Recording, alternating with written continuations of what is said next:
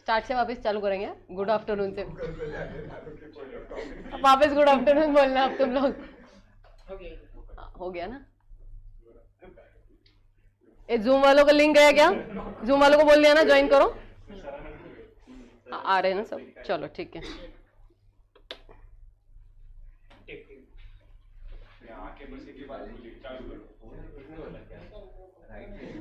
चल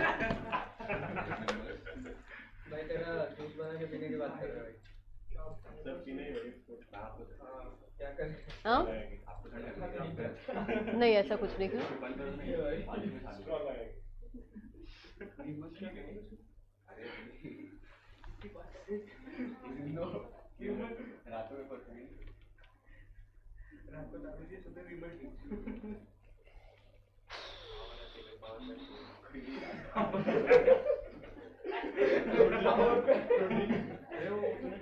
मेरा ऑप्शन है यार वो डन।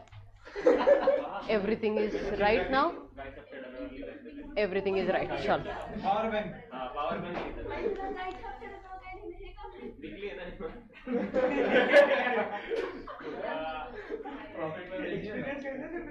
ए चलो गाय छाप।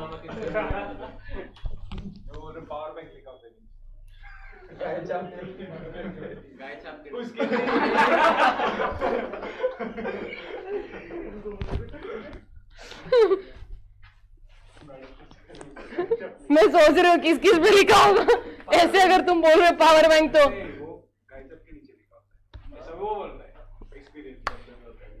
चलो let's start with our topic, our discussion. Okay so अब स्टार्ट करते हैं। Good afternoon everyone. Yes now will start with companies act, Indian contract act done है। एंड अब हम लोग स्टार्ट करेंगे कंपनीज एक्ट। विल ट्राई कि 4 घंटे में हम लोग कंप्लीट कर सके ये एंड एलएलपी दोनों। Okay one after another. सबसे पहले जैसे हम लोगों ने सीक्वेंस जिस सीक्वेंस में किया था उसी सीक्वेंस में हम लोग कंप्लीट करेंगे। सबसे पहले डेफिनेशन ऑफ कंपनी कौन से सेक्शन में? Section number 2 clause 20। क्या लिखा हुआ है? Any company incorporated under this act और any other previous law. Correct है, बराबर। उसके बाद हम लोगों ने देखा था टाइप्स ऑफ कंपनी पहले, बाकी मैंने कुछ नहीं पढ़ा था ना, मैंने आप लोगों को फीचर्स बताए थे पहले। जो सीक्वेंस से हम लोगों ने किया था उसी सीक्वेंस में वापस रिवाइज करेंगे, राइट। सबसे पहले टाइप्स ऑफ कंपनी, उसमें सबसे पहले ऑन द बेसिस ऑफ क्या था रे? लायबिलिटी था। तो लायबिलिटी के बेसिस पे हम लोगों ने 3 सेक्शंस देखे थे। कौन कौन से? 3 types. Company limited by shares, company limited by guarantee, unlimited company. तो पहले सबसे पहले बात करेंगे company limited by shares, section number 222 and company limited by guarantee 221 and unlimited company 292। Correct है। अच्छा पहले सबसे पहले सेक्शन नंबर 222 की बात करेंगे। लिमिटेड बाय शेयर्स क्या लिखा था? लिमिटेड बाय शेयर्स में दैट कंपनी के जो मेंबर्स होंगे उनकी liability limited to the extent of the unpaid value of the shares. Correct है। अच्छा ये जो stated in the memorandum of association, हाँ या ना। बट ये जो अनपेड वैल्यू है, ये अनपेड वैल्यू कौन सी अनपेड वैल्यू है? पेड अप शेयर कैपिटल मतलब फेस वैल्यू की। अनपेड जो वैल्यू है वो किसकी है? जो शेयर कैपिटल में जो भी अपना आपका पैसा जो देना बाकी है उसका, हाँ या ना। अच्छा ये कब मांग सकते हैं? ये any time during the life time of the company. And company limited by guarantee मतलब कि जहां पे only in case of winding up में आपसे पैसा मांगा जाएगा the amount which the subscribers to the memorandum have subscribed और guaranteed at the time of formation of the company, हाँ या ना। तो ये दोनों के बीच में और डिफरेंस एंड सिमिलैरिटीज दोनों थे। दोनों में सिमिलैरिटी क्या था? कि दोनों भी लिमिटेड है एंड दोनों भी लिमिटेड है एंड वाइंडिंग अप के टाइम पे पैसा आएगा।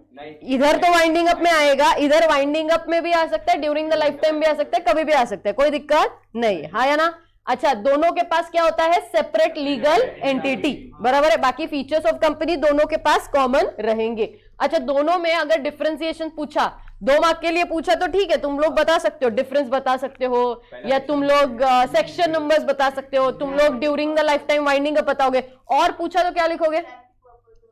मैंने तुम लोग को बताया था, याद है, स्पेशली फोकस किया था। जब भी तुम लोग गारंटी, लिमिटेड बाय गारंटी की बात करते हो, मतलब बेसिकली आप लोगों को वो थोड़ा सा from the perspective of section number 8 companies जो होती है, उस पर्सपेक्टिव से थोड़ा सा आप फोकस करके, ज्यादा मार्क्स के लिए आया तो आप बाइफर्केशन या डिफरेंशिएशन क्रिएट करके लिखोगे। हाँ या ना, याद आया? पक्का डिविडेंड पे कर सकते हैं ये लोग, ये वाले नहीं करेंगे, वोटिंग राइट्स, हाँ स्पेशल राइट्स, ये सारी चीजें याद आया, डिविडेंड। हाँ या ना, पक्का। एंड अनलिमिटेड लायबिलिटी मतलब क्या है? जब तक तुम मेंबर हो तब तक तुम्हारी लायबिलिटी हमेशा अनलिमिटेड रहेगा। हाँ या ना, बराबर। अगर तुम सीज टू बी मेंबर बने तो तुम्हारी लायबिलिटी भी खत्म हो जाएगी। करेक्ट है? हाँ या ना? चलो, नहीं, हाँ अनलिमिटेड में only at the time of winding up. Yes, called up करेगा तब। Next, on the basis of liability होने के बाद अगला क्या है? On the basis of formation या number of person? Basically number of people, number of members actually. हाँ या ना? इसमें 3 थे, कौन कौन? एक था ओपीसी, दूसरा था प्राइवेट, तीसरा था पब्लिक। हाँ या ना? अब ओपीसी के सेक्शन बताओ, 2 सेक्शंस है, एक है 262 and 268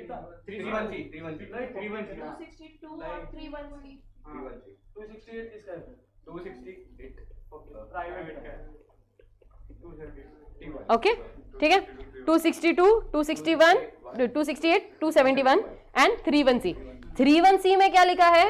OPC is a private limited company. And 262 में क्या लिखा है? दैट ओपीसी मतलब जहां पे एक ही मेंबर होगा वही तुम्हारा डायरेक्टर भी होगा। ठीक है, only 1 person as a member, वो होगा तुम्हारा 262। क्लियर है? पक्का। तो ये 262 हुआ, 3(1)(c) हुआ। अच्छा, पहले अपन बात करते हैं ओपीसी पर ही सिर्फ। ओके, ओपीसी में सबसे पहला, ओपीसी का मेंबर या नॉमिनी बनने के लिए क्या क्राइटेरिया है? एक तो इंडियन सिटीजन और रेसिडेंट और इंडियन अदरवाइज 120 दिन का कैटेगरी खत्म हो गया। रेसिडेंट और इंडियन बुक्स में आ गया ऑफिशियली। वो मैंने जो बताया था वो बुक्स में आ चुका है ऑफिशियली। मतलब बेसिकली अब क्या है, ओपीसी का मेंबर या नॉमिनी बनने के लिए तुमको सिर्फ 2 क्राइटेरिया है। एक है नेचुरल पर्सन होना चाहिए एंड दूसरा सिटीजन ऑफ इंडिया होना चाहिए। जब ये दोनों कंडीशंस होंगे तभी जाके तुम मेंबर या तो नॉमिनी बन सकते हो। तुम रेसिडेंट हो या ना हो अब उससे फर्क नहीं पड़ता। ठीक है, लेकिन रेसिडेंट कब माना जाता था?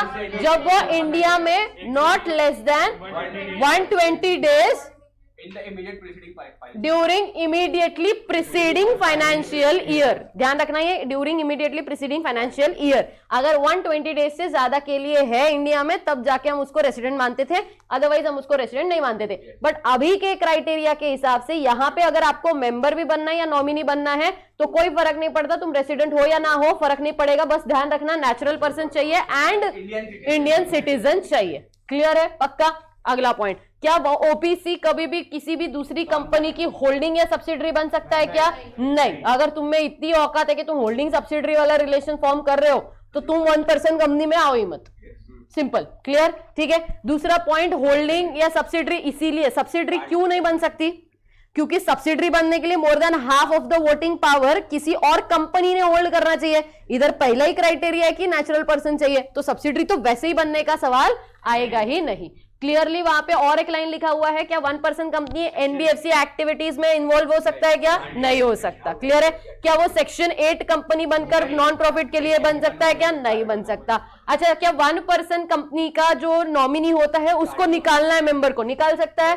हाँ, बस नोटिस देना पड़ेगा। मेंबर की बजाय, मेंबर निकालने की जगह नॉमिनी जाना चाहता है, जा सकता है क्या? हाँ, जा सकता है, कोई दिक्कत नहीं है। अच्छा, और एक पॉइंट मुझे बताओ, क्या 1 पर्सन जो कंपनी है उसका जो मेंबर है, ठीक है, उसमें नॉमिनी है, मेंबर है। ओके, अब 1 पर्सन कंपनी का जो मेंबर है वो किसी दूसरे ओपीसी में एज अ नॉमिनी जा सकता है क्या? आई आस्क क्वेश्चंस, आप लोग वन आफ्टर अनदर आंसर करके जाओ। ठीक है, पहला सवाल 1 पर्सन कंपनी का जो मेंबर है क्या वो दूसरे किसी कंपनी के, मतलब दूसरे किसी ओपीसी 2 में एज अ नॉमिनी जा सकता है? हाँ या ना?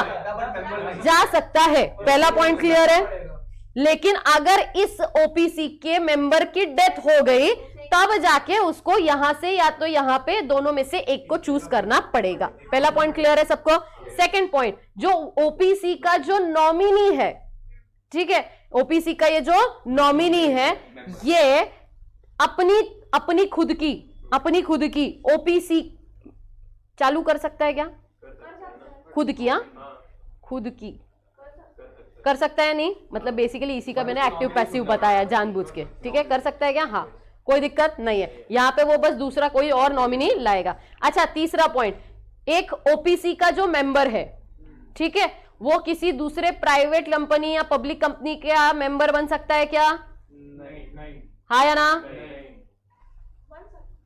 बन सकता है।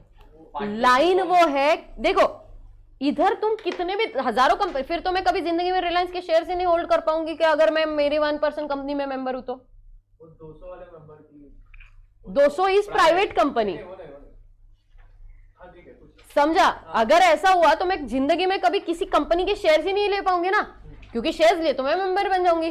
तो इसीलिए 1% कंपनी का जो मेंबर होता है वो दूसरे कंपनी के जो भी कंपनीज होंगे प्राइवेट पब्लिक, क्या उनके शेयर्स होल्ड कर सकता है? क्या वहां पे मेंबर बन सकता है? हाँ। लेकिन वो दूसरे ओपीसी में एज अ मेंबर जा सकता है क्या? नहीं। तो ओपीसी 1 में एज अ मेंबर हो तुम, अब तू ओपीसी 2 में भी जा रहे हो एज अ मेंबर, चलेगा क्या? नहीं। मतलब एक बंदा एक ही ओपीसी फॉर्म करेगा, एक से ज्यादा नहीं। तो वो प्राइवेट कंपनी में भी जा सकता है ओपीसी। प्राइवेट कंपनी में मेंबर जाए ना, कोई दिक्कत नहीं। हाँ, पब्लिक कंपनी में मेंबर जाए चलेगा, लेकिन दूसरी ओपीसी नहीं। क्यों? क्योंकि दूसरी ओपीसी में उसको प्रिविलेजेस मिलते हैं ना, इसीलिए नहीं।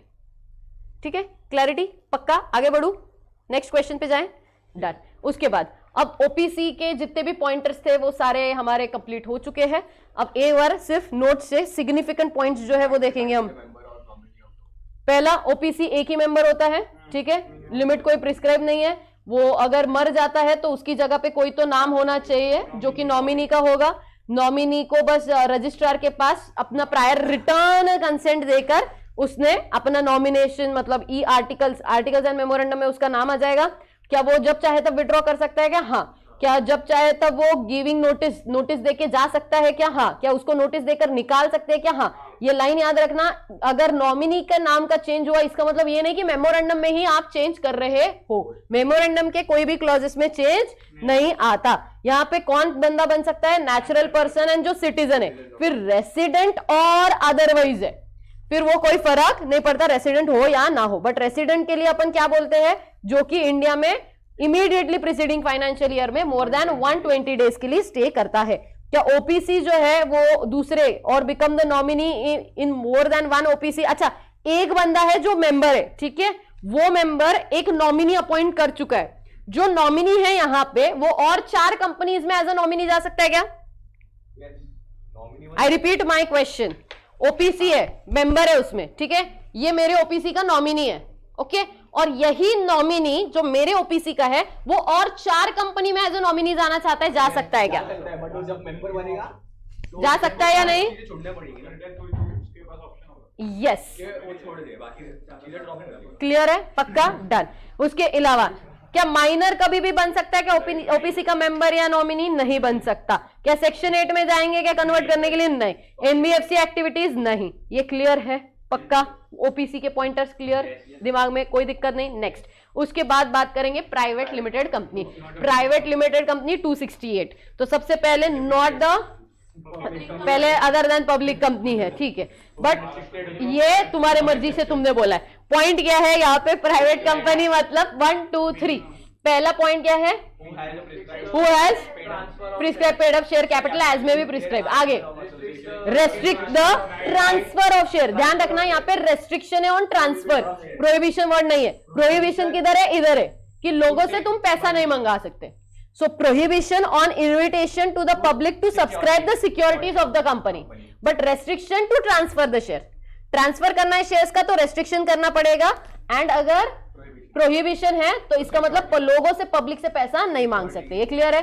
उसके अलावा अब बात करेंगे मैक्सिमम नंबर ऑफ मेंबर्स की। मैक्सिमम, मिनिमम कितने? 2, मैक्सिमम 200। अब ये 200 में अगर ज्वाइंटली होल्ड कर रहे हैं तो अपन 2 जिसमें एक जानी मानते हैं, करेक्ट है। एंड अगर 200 है तो 200 में एम्प्लॉय वाला बहुत खतरनाक है, इस बार आने के पूरे चांस है, बहुत ज्यादा तगड़ा करके जाना। ये definition as it is copy होना चाहिए, ABC पॉइंटर, जरा सा भी फुल स्टॉप कॉमा चेंज नहीं चाहिए मुझे। ओके, क्या लिखा हुआ है 200 के मेंबर जो एम्प्लॉय वाला कंडीशन है, who are in the employment of the company, और दूसरा who are formally in the employment of the company, who were the members of the company and even after resignation they still continue as a member। तो क्या अपन उनको लेंगे, क्या नहीं लेंगे, हाँ या ना। अभी केस लॉ बेस्ड क्वेश्चन पूछती हूँ, वन आफ्टर अनदर, आप जवाब देंगे मुझे क्या क्या होगा, क्या क्या नहीं, कहाँ पे इंक्लूड होगा, कहाँ पे इंक्लूड नहीं होगा। ठीक है, देखो अगर यहाँ पे अज्यूम करो यहाँ पे एम्प्लॉई ज्वाइन होता है, ठीक है, उसके बाद यहाँ पे उसको मिलते हैं शेयर्स, ओके, उसके बाद यहाँ पे वो शेयर्स बेच देता है, ठीक है, यहाँ पे शेयर्स नहीं, सारे शेयर्स उसने बेच दिए, ठीक है, यहाँ पे अब यहाँ पे वो वापस से शेयर्स ले लेता है, ओके, यहाँ पे वो रिटायर हो रहा है और यहाँ पे वो यहां पे पब्लिक टू प्राइवेट कन्वर्ट हो रही है कंपनी, तो 200 में काउंट होगा या नहीं? नहीं होगा। 200 में काउंट होगा या नहीं? नहीं होगा, क्योंकि he owns the share while currently in employment। होगा या नहीं? क्यों नहीं? क्यों नहीं? इन जनरल सबको पूछ रहा है, नहीं, सबको ही जनरल, इन दोनों को चुप कराया मैंने बस, तेरे को और उसको, हाँ या ना, इंक्लूड होंगे या नहीं होंगे? होंगे या नहीं?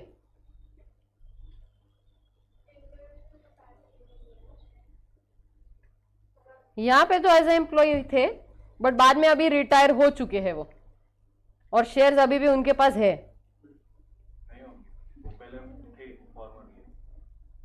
तो होंगे 200 में इंक्लूड, हाँ या ना?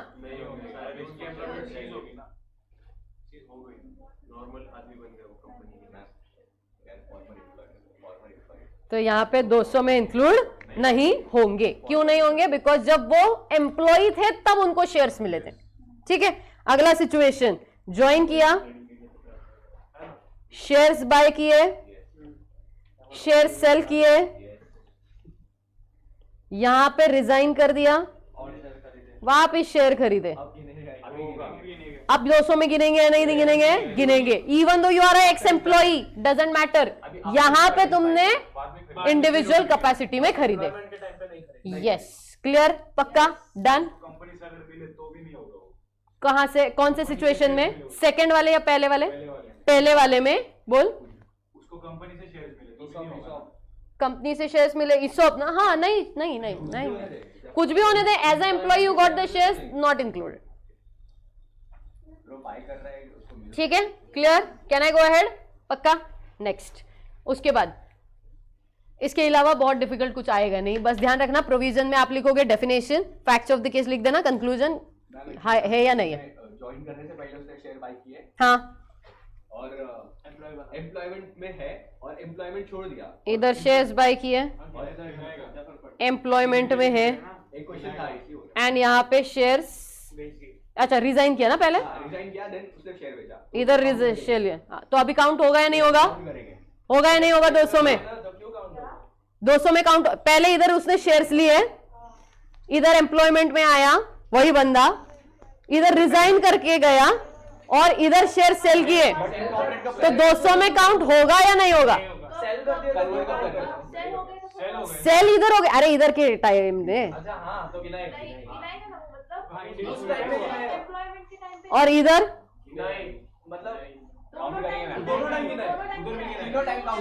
एग्जैक्टली सब जगह गिनाएगा। क्यों गिनाएगा? क्योंकि इंडिविजुअल कैपेसिटी में लिया ना, एज ए एम्प्लॉय थोड़ी ना शेयर्स मिला, तो बात खत्म हो गई।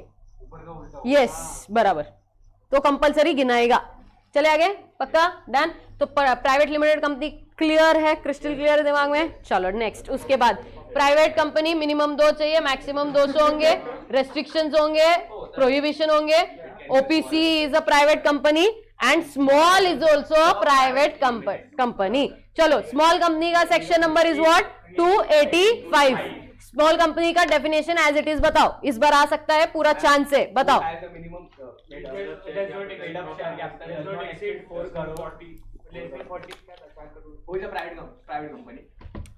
Started with a company which is other than public company। Start यही चाहिए, क्योंकि अगर तुमने ये स्टार्ट नहीं किया तो वो जो क्वेश्चन तुमको याद है मैंने दिखाया था एक बार तुमको लास्ट ईयर का, एक पब्लिक लिमिटेड था और तुमने बोल दिया हाँ ये देख के, बस नंबर्स देख के, इसीलिए बोलना जरूरी है।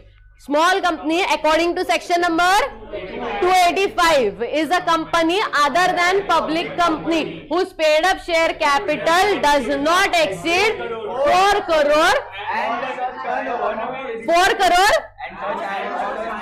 or such higher amount not exceeding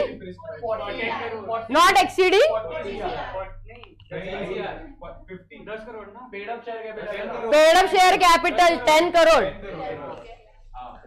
line सुनो, नीचे वाले का टर्नओवर है, टर्नओवर का 40।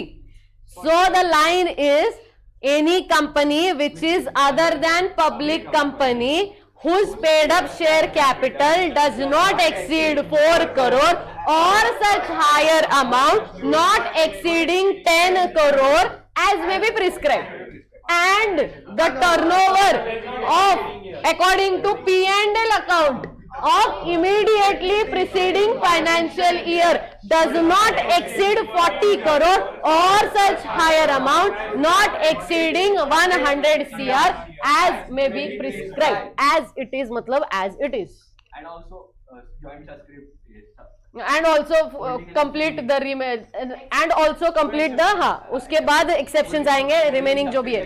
क्या क्या तीन है, holding subsidiary, section 8 and special act वाले इंक्लूड नहीं होंगे, इन कंपनीज पे एक्ट एप्लीकेबल नहीं होगा। जब भी क्वेश्चन आए पहला फोकस ये करना होल्डिंग सब्सिडरी रिलेशन कहीं रख रहा है हाँ या ना, अगर रखा तो बात ही खत्म, प्रोविजन पूरा लिखो, लिख दो सीधा, कैलकुलेशन करने मत जाना, स्ट्रेट फॉरवर्ड सीधा सीधा लिख देने का, नॉट अ स्मॉल कंपनी, सोचना ही नहीं है।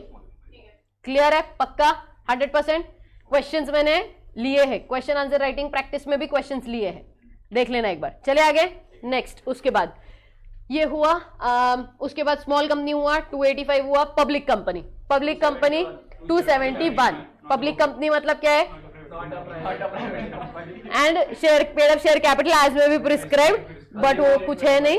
एंड कितने minimum number of members 7, maximum unlimited, कोई दिक्कत नहीं है, डन। क्या पब्लिक से पैसा मांग सकता है पब्लिक कंपनी, हाँ any time. Transfer of share पे रेस्ट्रिक्शंस है क्या, नहीं है, कितने बार भी ट्रांसफर करो कोई दिक्कत नहीं है। अच्छा वो लाइन याद है तुमको, subsidiary company of a public limited company even though in its articles it's a private limited company is deemed to be a public company। बोलो मेरे साथ वापस से, subsidiary company of a public company even though in its articles it's a private limited company is deemed to be a public company। clarity, no doubt at all, wonderful। उसके बाद ये हो गया किसके बेसिस पे, on the basis of formation या number of members, ठीक है। उसके बाद अच्छा small company is also private company and 1 person company is also wonderful, done. उसके बाद on the base of control holding and subsidiary, 100% question अच्छे से करके जाना, मतलब इंक्लूडिंग होल्डिंग कंपनी का डेफिनेशन एज इट इज करके जाना, ठीक है। चलो पहले बताओ होल्डिंग कंपनी का सेक्शन नंबर 246 एंड जो सब्सिडरी कंपनी है 287। चलो होल्डिंग कंपनी का डेफिनेशन क्या है, इन रिलेशन टू 1, हाँ बोल, अच्छा ठीक है ओके बोलो नहीं टारगेट बोलो, हाँ टेंशन हो गया उसको, साथ में बोलेंगे। हाँ सेक्शन नंबर 246 बताओ, चलो क्या लिखा है, in relation to other company in which one or more of the companies are subsidiaries of such company, ठीक है, in which one or more of subsidiaries companies are subsidiaries of such companies। ऐसा ही है कि holding company वो company है जिसके पास one और more of the subsidiary companies है, तो ये जो सच कंपनी है ये होल्डिंग है, ऐसा डेफिनेशन है, ठीक है। वो वैसे ही लिखना है, तुम्हारे पास ऑप्शन नहीं है। चलो subsidiary company definition section number 287 के हिसाब से सब्सिडरी कंपनी मतलब in relation to another company in which holding company, two cases, first control the board of composition of the board, and second who holds more than half of the voting power either by itself or together with its subsidiaries.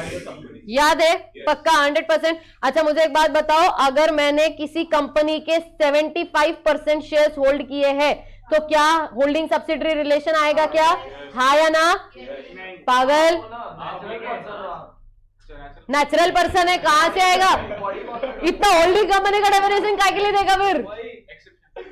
Exception नहीं, I am a natural person. Company अलग, मैं अलग। मैं अगर hold कर रही हूं, not a holding subsidiary relation, वो होल्डिंग पर्सन है, कंपनी नहीं है। होल्डिंग कंपनी का डेफिनेशन इसीलिए इंपॉर्टेंट था।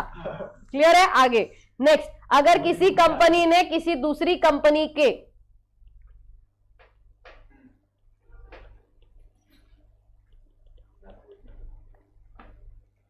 45% शेयर होल्ड किए तो, और इसने इसके 90% शेयर होल्ड किए हैं। देखो 90 ज्यादा हो जाएगा, रुको रुको रुको रुको रुको रुको रुको रुको रुको, कंस्ट्रक्ट हो रहा है दिमाग में मेरे भी, मैं भी कंस्ट्रक्ट कर रही हूँ एक क्वेश्चन। अभी मेरे दिमाग में कुछ क्वेश्चन आया, रुको। 35% है इन MNO, ठीक है, ये लिमिटेड है, ठीक है। और यहां से आया है 35 प्लस 25 दे देती हूं।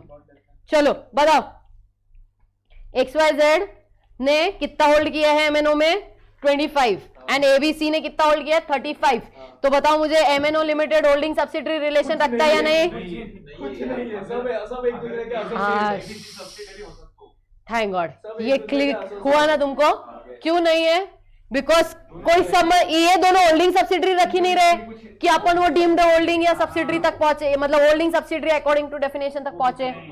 वो अगर होल्डिंग इधर 45 की जगह 75 होता तो हो जाता। क्योंकि और कितने से होल्ड करता रहे? 35 प्लस 25 होल्ड करता, अगर वो 75 होता तो। क्लैरिटी? पक्का नहीं, 35 प्लस 25 कितना हुआ? 60% हुआ ना। तो सब्सिडरी 30 घंटे का असर, 30 घंटे का असर हो रहा है, दिख रहा है। तो ये जो 60% है, ये 60% होने की वजह से होल्डिंग सब्सिडरी होता अकॉर्डिंग टू डेफिनेशन, ठीक है। हार्ट अटैक मत दे, हार्ट अटैक मत दे, तू कैलकुलेटर लेके जाना, 35 प्लस 25 करना, तू कैलकुलेटर में डालना 35 प्लस 25, बिल्कुल मन से कैलकुलेटर मत करना, वरना सब कुछ सही लिखेगा, एंड में कंक्लूजन में कांड करके आएगा कुछ। कैलकुलेशन लिखना एनालिसिस में, बस थोड़ा सा हाँ ध्यान रखना कि वो नहीं, मतलब लेंथ और ये सब सही लगे। हाँ अच्छा सुनो मेरी बात, अगर ऐसा है XYZ ने ABC का 75 होल्ड किया है, ठीक है, और ABC ने MNO में 60% होल्ड किया है, ये डीम टू बी होल्डिंग है, ये deem to be holding subsidiary है। क्लियर है? कौन सा 45? ABC ने MNO में अगर तो फिर 45 होता, हाँ तो नहीं, अगर यहाँ पे 45 है तो इधर होल्डिंग सब्सिडरी है इस नहीं, तो तुम इधर कैसे होल्डिंग सब्सिडरी ला सकते हो? नहीं ला सकते। कौन सा? एक मिनट, कौन से वाले? 60 वाले केस में? मेरे नॉर्मल वाले के, एक मिनट, मेरा नॉर्मल मतलब ये वाला केस 60 वाला, हाँ तो उसमें क्या है? हाँ, MNO limited is a deemed subsidiary company for XYZ limited. क्यों?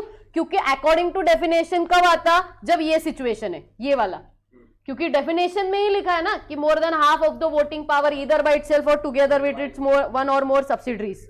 तो जिसकी वजह से अगर ये वाला केस है तो डेफिनेशन वाइज ही तुम्हारा होल्डिंग सब्सिडरी रिलेशन है। इधर डीम्ड क्यों माना जा रहा है? बिकॉज यहाँ पे इधर बाय इटसेल्फ है ही नहीं ना, इधर डायरेक्टली है ना, तो इसीलिए अपन डीम्ड मान रहे हैं। समझ आया? क्लैरिटी? Any doubt? पक्का? होल्डिंग सब्सिडरी सब्सिडरी चलेगा? हाँ, होल्डिंग सब्सिडरी सब्सिडरी सब्सिडरी नहीं चलेगा, आपके लिए नहीं चलेगा अभी, ठीक है? Holding subsidiary holding subsidiary holding subsidiary subsidiary चलेगा। Holding subsidiary subsidiary holding subsidiary subsidiary holding subsidiary subsidiary चलेगा। इसके नीचे नहीं जाना है, 2 तक ही रहो, उसके नीचे मत जाओ। डन है? क्लियर? 6 कंडीशंस है उसके लिए, तब चलता है वो। अभी नहीं, वो अगले लेवल पे आओगे तुम लोग तब, अभी नहीं। हाँ, वो मतलब ठीक है, यहाँ तक पहुंचे पक्का। अच्छा, एसोसिएट कंपनी का मतलब क्या होता है? मोर देन 20% till 50% और सिग्निफिकेंट इन्फ्लुएंस मतलब भी more than 20% of the voting power और बिजनेस डिसीजन। वो लाइन पढ़ो, वो लाइन पूरा लिखना है। More than 20% of voting power सिर्फ लिख के नहीं आना है तुम लोगों को, तुम पूरा लिख के आओगे। क्या पूरा लिख के आओगे? यस, पार्ट लेता है, ठीक है? डिफाइन करना है तुमको, क्लियर है? हाँ, यस यस। सिग्निफिकेंट क्या बोल रहे हैं? इन्फ्लुएंस नहीं होगा जैसे होल्डिंग सब्सिडी का होता है। इन्फ्लुएंस नहीं होगा, लेकिन फिर भी एक सिग्निफिकेंट कंट्रोल होगा, क्योंकि तुम लोग देखो, अगर 0 to 99.99% हो तो तुम कौन सी कंपनी हो? इन्वेस्टिंग कंपनी हो सिर्फ, ठीक है? 20% कहां पे आएगा? इधर आएगा या नहीं आएगा?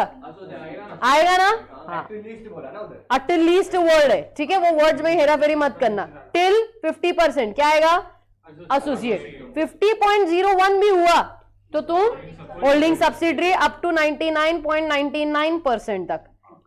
एंड अगर 100% होगा तो wholly owned subsidiary, wholly owned subsidiary, ठीक है? ये मैंने लिखवा के दिया है तुम्हारे पास, कहीं तो लिखा हुआ होगा 100%।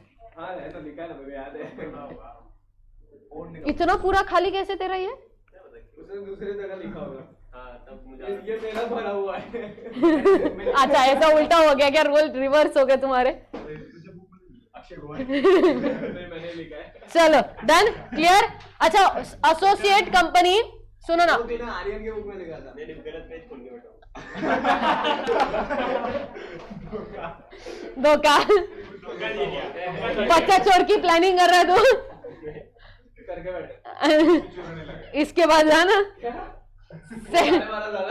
वो बाप को भी चुरा रहा है। मैथ्स में ये तो अलग हो गया। वो मैथ्स में कैलकुलेशन था। 12.5 इयर्स का पिताजी आया। हां, 12.5 इयर्स का 12.5 साल का पिताजी दिखाया। पापा का नाम बिन बच्चों का बाप 12.5 साल का। राजस्थान नको, सब स्क्रीन को देख रहे हैं। चलो स्टेट में आ गए। सब पे गलती थी। वो राजस्थान बोल रहा। ठीक है, किधर? नको, let's focus on our topic. बहुत डीप जा रहा है ये। अच्छा, एसोसिएट का सेक्शन बताओ।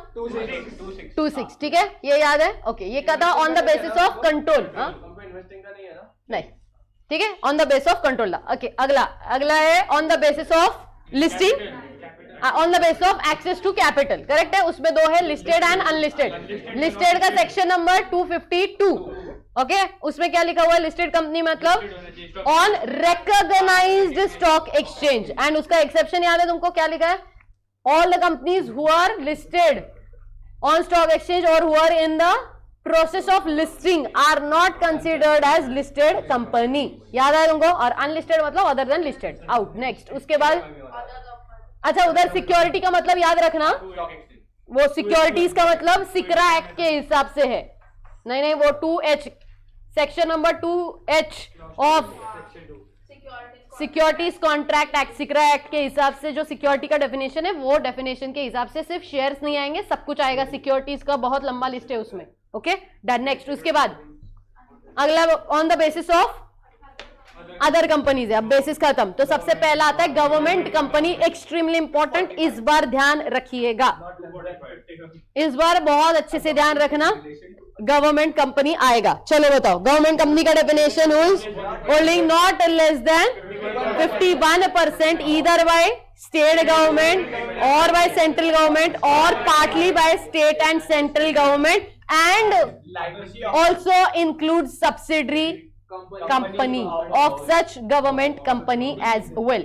extremely important लाइन है ये लाइन बहुत इंपॉर्टेंट है, ठीक है। अच्छा मुझे एक बात बताओ, अगर ऐसा है कि तमिलनाडु गवर्नमेंट ने होल्ड किया है 25%, ठीक है, महाराष्ट्र स्टेट गवर्नमेंट ने होल्ड किया हुआ है 15%, LIC ने होल्ड किया हुआ है 5%, LIC ने होल्ड किया है 5% एंड LIC ने होल्ड किया है 5% एंड ABC प्राइवेट लिमिटेड ने होल्ड किया है 10% एंड ये सब कुछ होल्ड किया गया है इन XYZ limited, not a subsidy, ठीक है।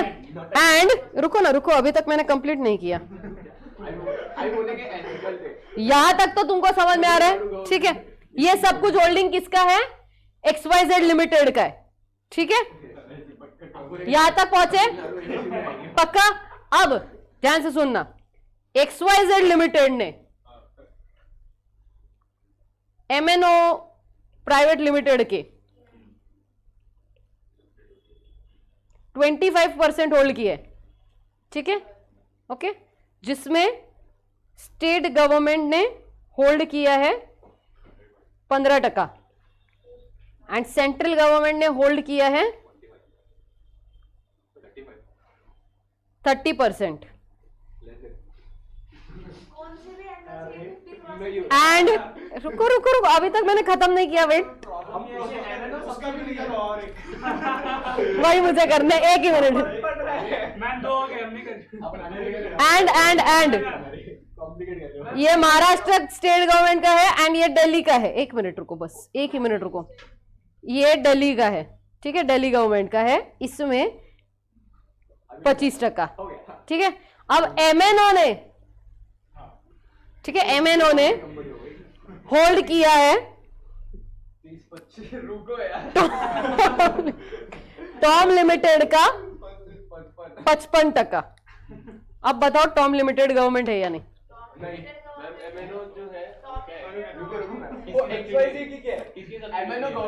मैंने कुछ बोला नहीं, होल्डिंग सब्सिडरी। XYZ ने MNO में होल्ड किया हुआ है कितना? 25%, इधर लिखा, कुछ नहीं है वो। चलो बताओ, टॉम लिमिटेड का क्या रिलेशन है MNO के साथ? गवर्नमेंट कंपनी है या नहीं? सब्सिडरी कंपनी है, गवर्नमेंट की नहीं। तो गवर्नमेंट कंपनी है या नहीं टॉम? हाँ या ना? हाँ हाँ या ना? 100% deem to be a government company. नहीं नहीं नहीं नहीं नहीं नहीं, deem to be a government company, ठीक है, पक्का, क्लियर है, श्योर हो 100%? नहीं नहीं, यहां तक क्लियर है क्या?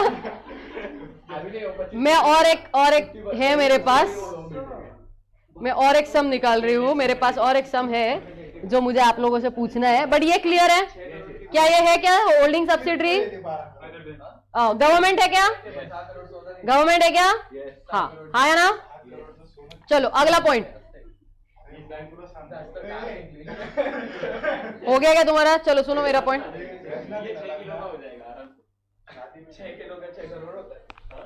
अगला पॉइंट सुनो ना, XYZ कंपनी, सुन लो, मैं भी, XYZ is a company incorporated under companies act, ठीक है, XYZ is a company, XYZ is a company private public, ठीक है, is a company incorporated under companies act, जिसमें गवर्नमेंट ऑफ इंडिया ने होल्ड किया है 20%, LIC ने होल्ड किया 8%, तमिलनाडु गवर्नमेंट ने होल्ड किया हुआ है 10%, राजस्थान ने होल्ड किया है 10%, एंड ABC लिमिटेड है जो कि गवर्नमेंट कंपनी है जिसने होल्ड किया है 15%। अब बताओ XYZ लिमिटेड, पहला क्या लिया आपने? ये XYZ लिमिटेड है, नहीं उसके नीचे उसके ये सारे जो शेयर होल्डिंग्स है, this is government of India 20%, LIC 8%, Tamil Nadu government 10%, Rajasthan government 10%, ABC limited which is a government company 15%। अब बताएं आप XYZ लिमिटेड गवर्नमेंट कंपनी है या नहीं? हाँ या ना? यस और नो? बताओ कैसे?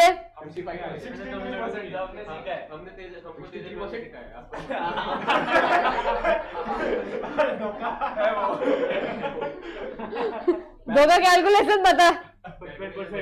ले भाई ये हाँ वो हमें प्रोनाउंस करने सिखाया। कैलकुलेशन 20% आएगा। आगे 10 ले लो दोनों। 10 लेना है। आगे इसका 15 भी ले लो। ये हो गया पहले तुम्हारा गवर्नमेंट का। आगे सब ले लो, 8 भी ले लो।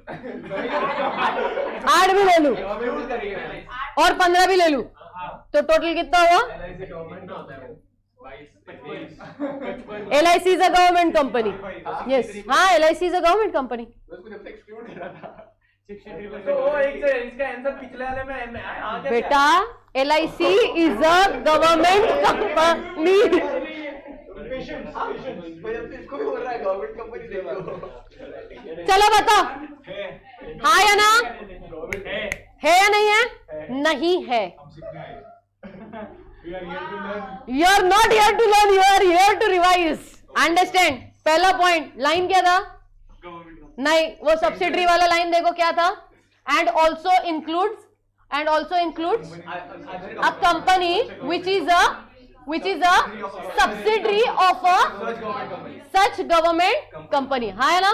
वापस से पढ़ो। Which is a subsidiary of such government company. बराबर है? इसका मतलब आपको उन सब्सिडरी कंपनीज के शेयर होल्डिंग्स देखने हैं जहां पे आप इस कंपनी के साथ होल्डिंग सब्सिडरी रिलेशन रखो। इधर सिर्फ 15% इंक्लूड हुआ है, 55% नहीं है कि यहाँ पे सब्सिडरी कंपनी का रिलेशन होल्ड करेगा वो जो तुम उस परसेंटेज को इंक्लूड करो। ध्यान से सुनो, लाइन क्या है? लाइन क्या है? तुम्हारा जो गवर्नमेंट कंपनी है वो गवर्नमेंट कंपनी कभी भी बनने के लिए किसी भी XYZ लिमिटेड को गवर्नमेंट कंपनी बोलने के लिए किसी और कंपनी ने 55% होल्ड करना चाहिए जो कि खुद गवर्नमेंट हो तुम में, तब जाके तुम गवर्नमेंट बोलोगे। मतलब मोर देन हाफ रे होल्डिंग सब्सिडरी। मैंने एग्जांपल के लिए 55 लिया, ठीक है। किसी ABC ने तुम में more than half of the voting power hold किया हुआ होना चाहिए ना, तब जाके तुम ये परसेंटेज को इंक्लूड करने का ताकत रखो। इधर तुम 55% रख ही नहीं रहे, 15 है, तो तुम्हारा खुद का ABC का XYZ का होल्डिंग सब्सिडरी रिलेशन ही नहीं है। तो अगर XYZ एंड ABC का होल्डिंग सब्सिडरी रिलेशन ही नहीं है तो तुम उसका परसेंटेज ऐड ही नहीं कर पाओगे। तो वो इंडिविजुअली बस होल्ड कर रहा है। अगर यही ABC ने, जो कि एक गवर्नमेंट कंपनी है, क्या लिखा है word? Subsidiary of such government company ने तुम में होल्ड किया तो तुम इंक्लूड करो उसको 51 में। इधर तुमको सब्सिडरी बनी नहीं रही वो। क्लैरिटी? वापस से बोलो, वापस से पूछो, अगर नहीं समझा है वापस पूछो। ये एग्जाम के पर्सपेक्टिव से बहुत इंपॉर्टेंट है। अगर 55% होता, अज्यूम करो ABC लिमिटेड का 55 होता ना, तो वो तुम इंक्लूड करते 40 में। अगर इधर इधर इधर अभी अभी अभी अभी अगर ये 15 की जगह 55 होता ना, तो तुमने ये जो 40 आया ना उसमें ये 55 ऐड किया होता। क्यों किया होता? बिकॉज ये जो ABC लिमिटेड है which is a government company holding more than half of the voting power in XYZ, तो फिर तुम उसको इंक्लूड करने का हक रखो। समझा? क्योंकि हम होल्डिंग सब्सिडरी रिलेशन रख रहे हो तो कैलकुलेट होगा। अगर तुम होल्डिंग सब्सिडरी हो ही नहीं तो 15% कैलकुलेट ही नहीं होगा। अभी क्लैरिटी है दो का? पक्का? तेजल मैम ने सही सिखाया अभी? ठीक है। LIC का 8% भी ऐड नहीं होगा। क्या क्या?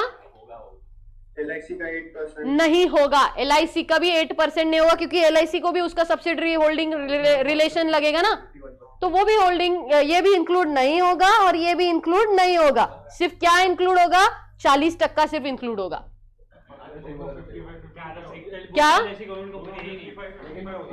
भाई 110 बेटा 110% कैसे होल्ड करेगा कोई? अभी क्या 110% होल्ड ही नहीं कर पाएगा ना, 55 कैसे होल्ड करेगा? एक ही का 51 हो गया तो हो गया। 100% के ऊपर कैसे जाएगा? बाकी सबको मिलेगा ही नहीं ना, अगर कंपनी है तो बाकी कोई होता ही नहीं ना लिस्ट में, फिर बचा ही नहीं इतना। बचा ही नहीं तो कहां से होल्ड करेगा? तेरे पास 100 रुपए है तो फाड़ दे दे के 100 ही देगा ना, उससे ज्यादा कैसे देगा? समझा क्या? बाकी कोई पिक्चर में नहीं आता फिर। मैं पार्टी ले सकता हूं। No personal, no personal, no personal. Clear है क्या? ये क्वेश्चन क्लियर है पक्का 100%? Can I go ahead now? Government company अच्छे से करके जाना पक्का, कैलकुलेशन में गड़बड़ मत करना। क्या क्या इंक्लूड करना है? स्टेट गवर्नमेंट, सेंट्रल गवर्नमेंट और वो सब्सिडरी कंपनी का परसेंटेज जो गवर्नमेंट कंपनी है और उस कंपनी के साथ होल्डिंग सब्सिडरी रिलेशन रखे, वरना नहीं। पहले ये चेक करो कि होल्डिंग सब्सिडरी रिलेशन रखता है या नहीं। मैंने जब अपन प्रैक्टिस भी कर रहे थे तब तुमको याद होगा तो मैंने एक एग्जाम्पल भी लिया था बहुत बड़ा, XY, हाँ बहुत सारे एग्जाम्पल लिए थे तब तो, मतलब लाइन से, बट हाँ X लिमिटेड, Y लिमिटेड, ऐसा एक बहुत लंबा 48.5% का एग्जाम्पल, 48.5 करोड़ उसने होल्ड किया था। डीवीआर वाला तो अलग ही था, वो तो और भी अलग है, वो तो डीवीआर वाला तो अलग से सॉल्व कराया था, ठीक है। वैसे तो ना के बराबर ही है, आज तक तो पूछा नहीं है, नहीं ना आज तक तो नहीं है, बट यू नेवर नो, मैंने प्रिपेयर करवा के रख दिया था तुम लोगों को उसके लिए भी, ठीक है। क्लियर है? अच्छा, कन्वर्टिबल प्रेफरेंस शेयर वर्ड आया तो इंक्लूड करोगे या नहीं करोगे? कन्वर्टिबल प्रेफरेंस शेयर्स अगर वर्ड आया तो वोटिंग पावर में इंक्लूड करोगे या नहीं करोगे? कन्वर्टेबल इक्विटी शेयर नहीं होता, इक्विटी शेयर को और क्या कन्वर्ट करेगा? कन्वर्टेबल प्रेफरेंस शेयर्स होता है। इक्विटी को प्रेफरेंस में कन्वर्ट कर सकते हैं। नो, कन्वर्टेबल इक्विटी शेयर्स ने, कन्वर्टेबल प्रेफरेंस शेयर्स अगर आया तो इंक्लूड करोगे, हाँ या ना? वोटिंग पावर है तो करो, वरना नहीं करने का, क्योंकि ये कन्वर्टेबल है, अभी तक कन्वर्ट नहीं हुए हैं वोटिंग मिलने के लिए तुम्हारे पास। अगर हाँ जब होंगे तब करो। प्रेफरेंस शेयर्स के पास भी अगर वोटिंग पावर होगा तो ही करने का, वरना नहीं करने का। डिवेंचर के पास जिंदगी में कभी भी वोटिंग पावर हो ही नहीं सकता, लॉ नहीं बोला है, डिवेंचर वाले पागल हो रहे हैं वोट लॉ में ही लिखा है। क्लियर है ये सब कुछ? No doubt at all? पक्का? सेक्शन नंबर क्या था गवर्नमेंट का? 245। क्लियर? नेक्स्ट 285 स्मॉल कंपनी है ना? हाँ 285 स्मॉल। 45 और 85 फॉरेन कंपनी 242। क्या है बताओ? फॉरेन कंपनी मतलब कौन सी company? Company which is having which is incorporated outside India, having a business place in India, either by itself और बाय एजेंट और थ्रू एन एजेंट, और कैसे भी जो भी आपका एसोसिएशन होगा उस पे, है ना, कंडक्टेड बिजनेस इन इंडिया, ठीक है। अच्छा, अगर कोई incorporation, Amazon India private limited क्या है? क्या है?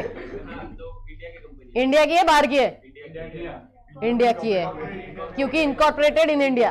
तो अगर इनकॉर्पोरेशन इंडिया में, धंधो इंडिया में तो इंडियन, इनकॉर्पोरेशन बाहर, धंधो इंडिया में तो फॉरेन, मतलब बचा हुआ अमेजॉन का जो है वो फॉरेन अपने लिए। कंपनी को अलाउड होता है कि वो हाँ। किसी नहीं, मतलब किसी और कंट्री का नाम ले सकते हैं, मतलब जैसे कि ये अमेजॉन इंडिया हो गया, अमेजॉन इंडिया यूएस में इनकॉर्पोरेटेड, बिजनेस इंडिया में, तो वो फॉरेन तो गिनाएगी। एक मिनट मतलब नाम थोड़ा वेग है। सुनो, अमेजॉन इंडिया है, इंडिया का है, यूएस में इनकॉर्पोरेटेड है, हाँ ठीक है। इंडिया में बिजनेस, वो इंडिया के लिए तो फॉरेन ही गिनाएगी, पर ऐसे अलाउड है अमेजॉन में इनकॉर्पोरेट कर रहे नाम। नहीं नहीं, कैसा होता है वो मैं बताती हूँ। ऐसा नाम में वैसा नहीं लिखा जाता।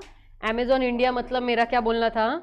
हाँ वो समझ गया मैं, पर मैं पूछ रहा हूँ, लिखते टाइम पे नाम नहीं लिखा जाता, ऐसा लिखते ऐसा ही नाम ही रख दिया।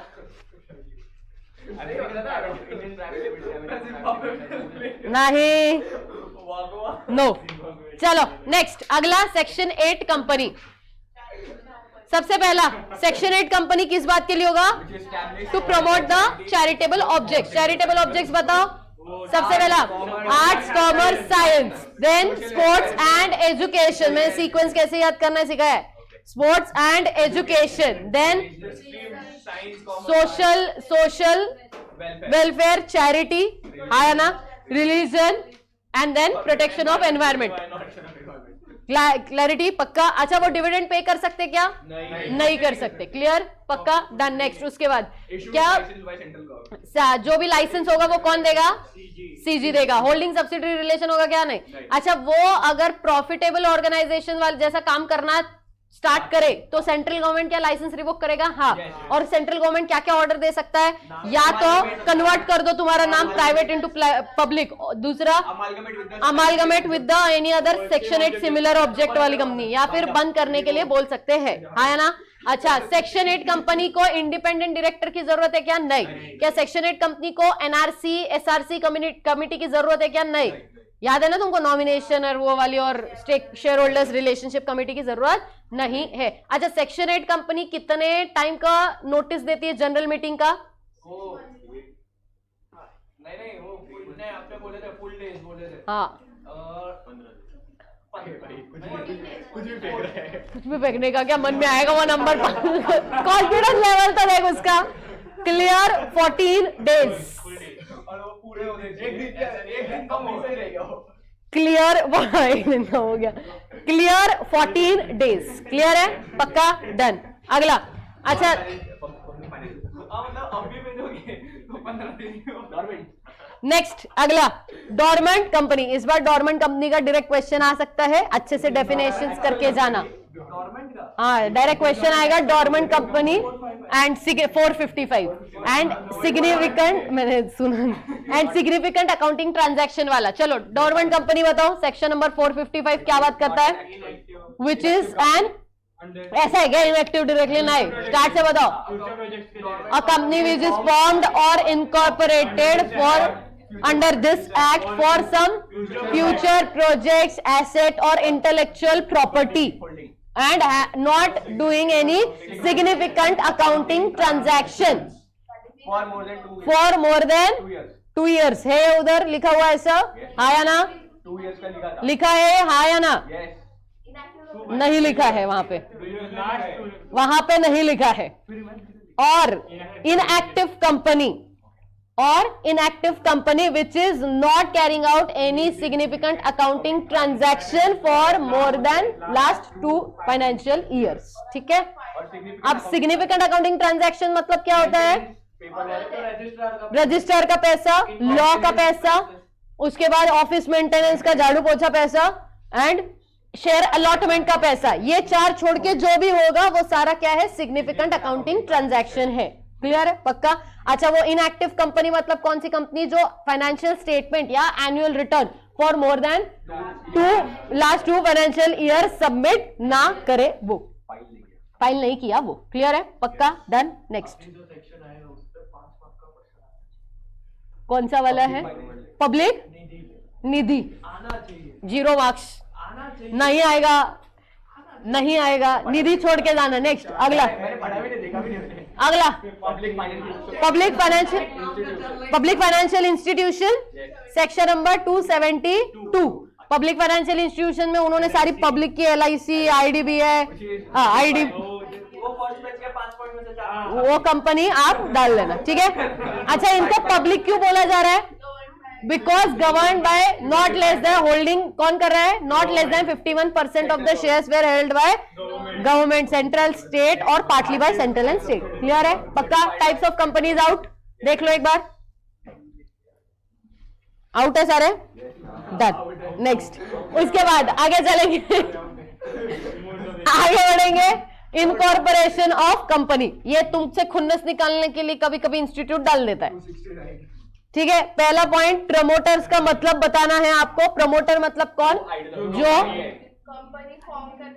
जो पहले जिसका नाम प्रोस्पेक्टस में लिखा जाएगा अकॉर्डिंग टू सेक्शन 92, जो कंट्रोल करेगा affairs of the company and जो डायरेक्ट करेगा, इंस्ट्रक्ट करेगा, एडवाइस करेगा to the board of directors. यहाँ पे यहाँ पे और एक चीज सिंपल टर्म्स में क्या लिखी है, जो भी कंपनी फॉर्म करेगा, आइडिया कंसीव करेगा and all the necessary steps लेगा फॉर रजिस्ट्रेशन। बस ये पॉइंट थोड़ा अच्छे से करके जाना, बट उन लोगों को मत इंक्लूड करना जो प्रोफेशनल कैपेसिटी में है। मतलब जैसे मैं एज अ सीए हेल्प कर रही हूँ पूरा इनकॉर्पोरेशन प्रोसेस में, इसका मतलब ये नहीं कि मैं उधर जाके प्रमोटर बन गई, मैं सिर्फ मेरा प्रोफेशनल सर्विस दे रही हूँ उनको। क्लियर है? पक्का? डन।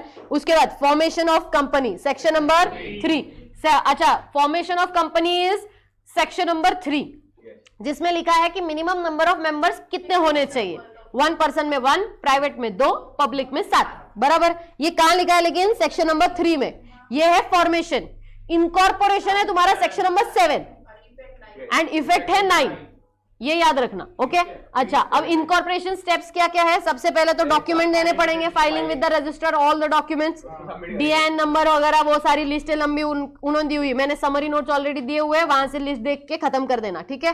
फिर भी एक बार बता दो चलो क्या क्या लिखा हुआ है। Subscriber to the memorandum of association. दूसरा, एड्रेस ऑफ पार्टनर, जो भी तुम्हारे सब्सक्राइबर्स है वो फर्म का जो भी एड्रेस, कंपनी जो तुम्हारा है उसका जो रजिस्टर ऑफिस है उसका एड्रेस, मेंबर्स का एड्रेस, नाम, उनके सारे डिटेल्स, आईडी पर मतलब आइडेंटिफिकेशन नंबर्स के सारे आईडीज लगेंगे।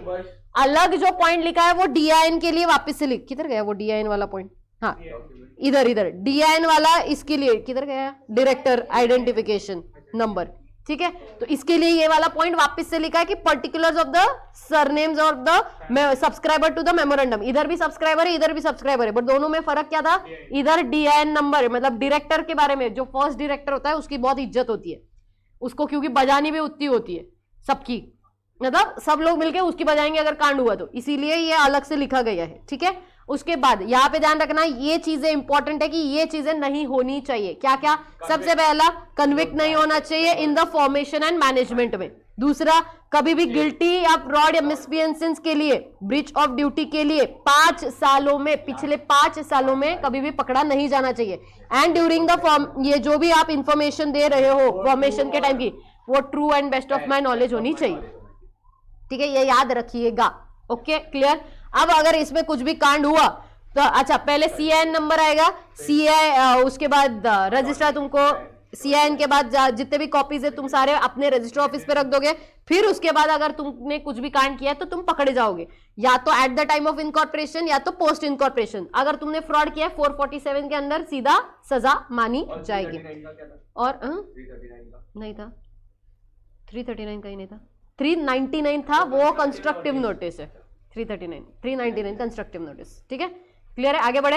नेक्स्ट, उसके बाद ऑर्डर ऑफ ट्रिब्यूनल क्या क्या कर सकता है? देखो, ABCDE वो सब कुछ कर सकता है। एट द एंड उसको पावर दिया, और pass such order as it deem fit.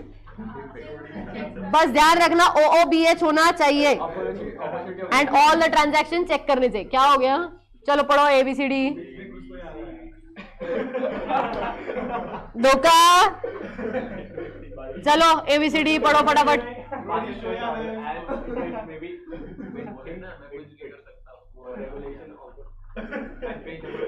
चलो करो 6.26। चलो फटाफट खत्म करो, अपने को खत्म करना है। चलो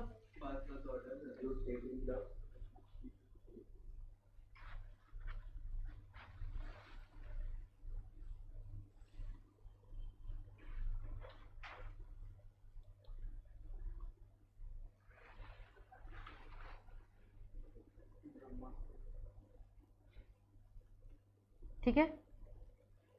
इसका समरी देख के जाना, वो उससे कर लेना। बस समरी में एक बात ध्यान रखना, यहाँ पे जो इतना लिखा हुआ है, वो जो लाइन लिखा हुआ है ना, यही लाइन तुमको इधर है, वापिस से देखोगे ध्यान से तो पूरा वही वाला लाइन इधर है। बस याद रखना 447 के अंदर डाल दो, फ्रॉड आता है। सेम कॉपी पेस्ट 447 में डाल देने का, हमेशा 447 में डाल दो। हाँ, अगला तुमको नहीं मेंशन करना है, इंटर में आएगा वो, इंटर में आएगा वो, निगोशिएबल है सेक्शन 138। अच्छी बात है। चलो, इफेक्ट ऑफ रजिस्ट्रेशन। अगला सेक्शन नंबर कौन सा है? किसकी? हाँ है ना, सेक्शन 9 का भी समरी है, उसमें कुछ नहीं है ज्यादा खास, बस ध्यान रखना फालतू तो है बट इंस्टीट्यूट है ना एक्चुअली वो जो लाइन में मैंने लिखा है ना समरी नोट्स में उसी पे से उठा के चिपका देता है। अभी वो अनफॉर्चुनेटली इधर डाउनलोड नहीं है इसमें ये टैब में, बट ठीक है आपके पास होगा ही वो, तो आप उसमें से एक बार पढ़ लेना क्या क्या चीजें थी। एक तो पहले कंपनी को सेपरेट लीगल एंटिटी का स्टेटस दिया है, मेंबर अलग कंपनी अलग, ठीक है, ये एक केस है, ठीक है।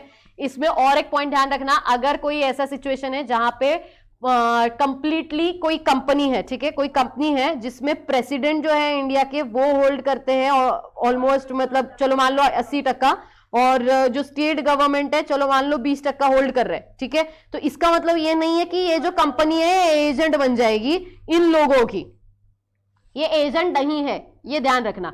दूसरा पॉइंट, किसी भी कंपनी ने किसी भी दूसरे कंपनी का होली ओन सब्सिडरी बनने का मतलब होली ओन सब्सिडरी है, 100% होल्ड किया है, इसका मतलब ये भी नहीं है वापस से कि ये जो कंपनी 2 है वो कंपनी 1 की एजेंट है, ये अलग वो कंपनी अलग, दोनों कंपनीज अलग अलग है। क्यों? क्योंकि सेपरेट लीगल एंटिटी है, परपेचुअल सक्सेशन है, मेंबर्स आए जाए मरे कोई फर्क नहीं पड़ेगा, मतलब परपेचुअल एग्जिस्टेंस है कोई फर्क नहीं पड़ेगा। याद तक पहुंचे क्या? हाँ फीचर, ये basically this effect is nothing but जो फीचर्स है ना तुमको वो हक मिल रहे हैं ये बताया गया। प्रेसिडेंट ऑफ इंडिया करके ये वाला इधर है वो प्रेसिडेंट ऑफ इंडिया वाला इधर है, heavy electrical union versus state of Bihar, ये वाला केस लॉ कोशिश करो कि याद रहे, भारत हैवी इलेक्ट्रिकल है ना वो, कोशिश करो, ये नहीं ये अलग है, ठीक है, कोशिश करो कि ये वाला याद रहे, ठीक है, ओके, हाँ या ना। और ये वो वाला है मैंने बोला ना होली ओन सब्सिडरी, वो वाला कि एजेंट नहीं बनेगा, परचेस ऑल द शेयर्स, तब भी कंट्रोलिंग बनने की वजह से सिर्फ तुम उसको एजेंट मत बनाना, उसका कैरेक्टर खत्म नहीं होगा, समझ आया? पक्का? चलेगा ये? यस और नो? चलो अगला, classification of capital, kinds of share लिखा है क्या वर्ड? नहीं, क्लासिफिकेशन ऑफ कैपिटल लिखा है, ध्यान रखना बजाओगे नहीं तो खुद की। क्लासिफिकेशन में क्या क्या लिखा है देखो, क्या क्या लिखा है देखो, द टर्म कैपिटल का मतलब सबसे पहले तो आपको इसमें टर्म कैपिटल आगे जाके आएगा वो हम लोग देखेंगे। Term capital is what? Term capital, term share capital मतलब क्या होता है? Share capital, share capital is nothing but share in a share capital, ऐसा ही है, मैं हंस क्या रहा है, ऐसे लिखा है, अरे वैसे लिखा है, मैं हंस क्या रहा है तुम? Share in a share capital and include stock also, that is share capital, वो है 284 में, ठीक है। आगे बढ़ू, ये सेक्शन वगैरह ठीक है, इसका कुछ नहीं। एक बार आपने क्लास में पढ़ा था जब और अभी। उसके बाद इसका केस लॉ क्या हुआ था, एक बोरलॉन ट्रस्टी वर्सेस स्टील ब्रदर्स में क्या हुआ था, उन्होंने ये बोला कि शेयर कैपिटल का मतलब सिर्फ ये नहीं कि तुमने पैसा इन्वेस्ट किया है, you will get lot of rights also for that, कि right to receive the notice, right to vote, है ना, राइट ऑफ इंस्पेक्शन, ये सारी बहुत सारे राइट्स तुमको मिलते हैं अगर तुमने कंपनी में शेयर्स लिए हैं तो।